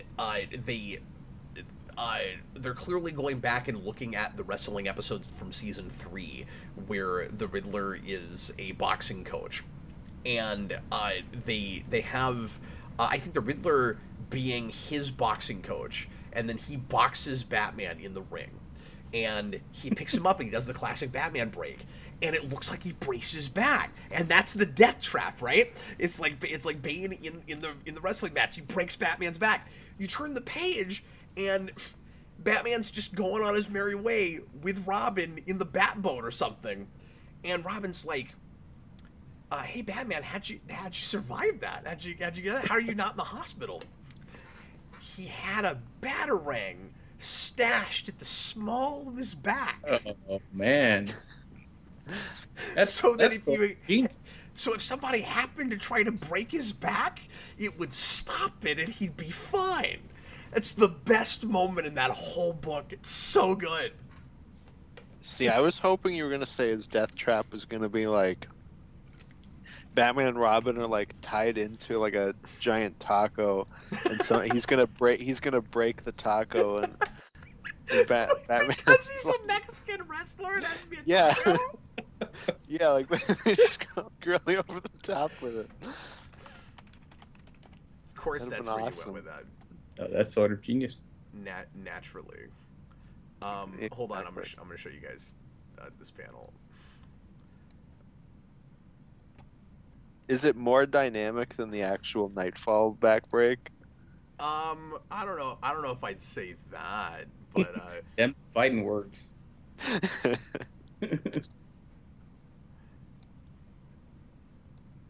but yeah, it looks like that.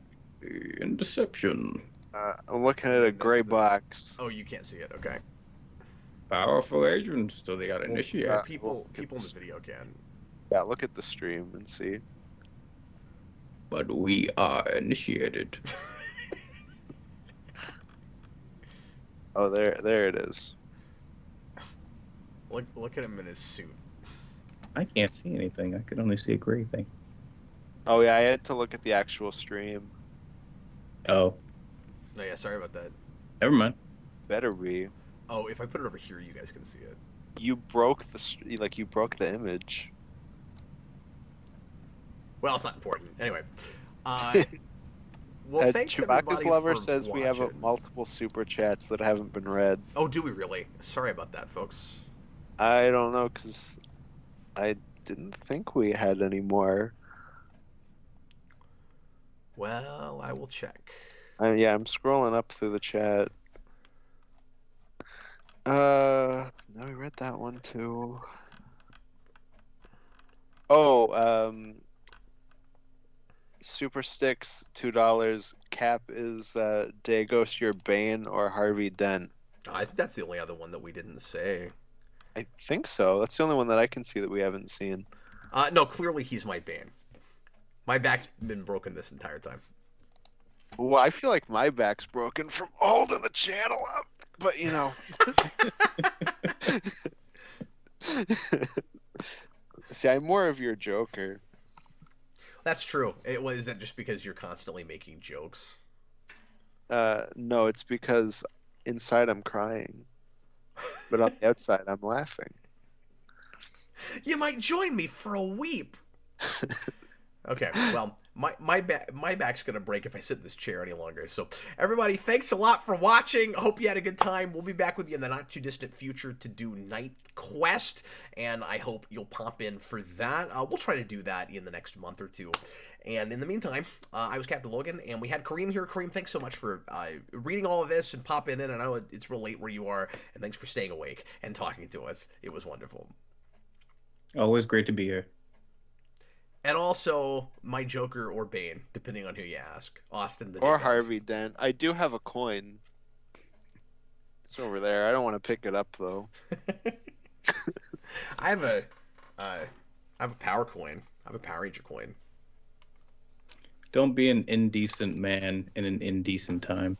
In an indecent time. I understand that good people don't do bad things and bad people don't do good things. Oh yeah, that was a Two-Face line. Yeah, well, it's my favorite Two-Face line. What, of all time now? Yeah, well, it's actually the second. My favorite one is when he screams when he falls to his death in Batman Forever. Yeah, Chewbacca's Lover, all the other early ones I read quite a while back, unless there was stuff from before the show that it's not letting me see now. But we've looked at everything as far as I can tell. Yep. Yeah, as far as I can tell. Why does Two-Face always die by falling off something? And always because Batman pushes him to his death. Brian, you can't give in! Rachel! Daniel, I know this was long, but there were 3 of us, and we read 650 pages, and this is a book I've been wanting to cover for a long time, so I wanted to kind of take our time with it. Anyway, thanks again, everybody. Sure appreciate you. We'll see you next time. Bye, everybody.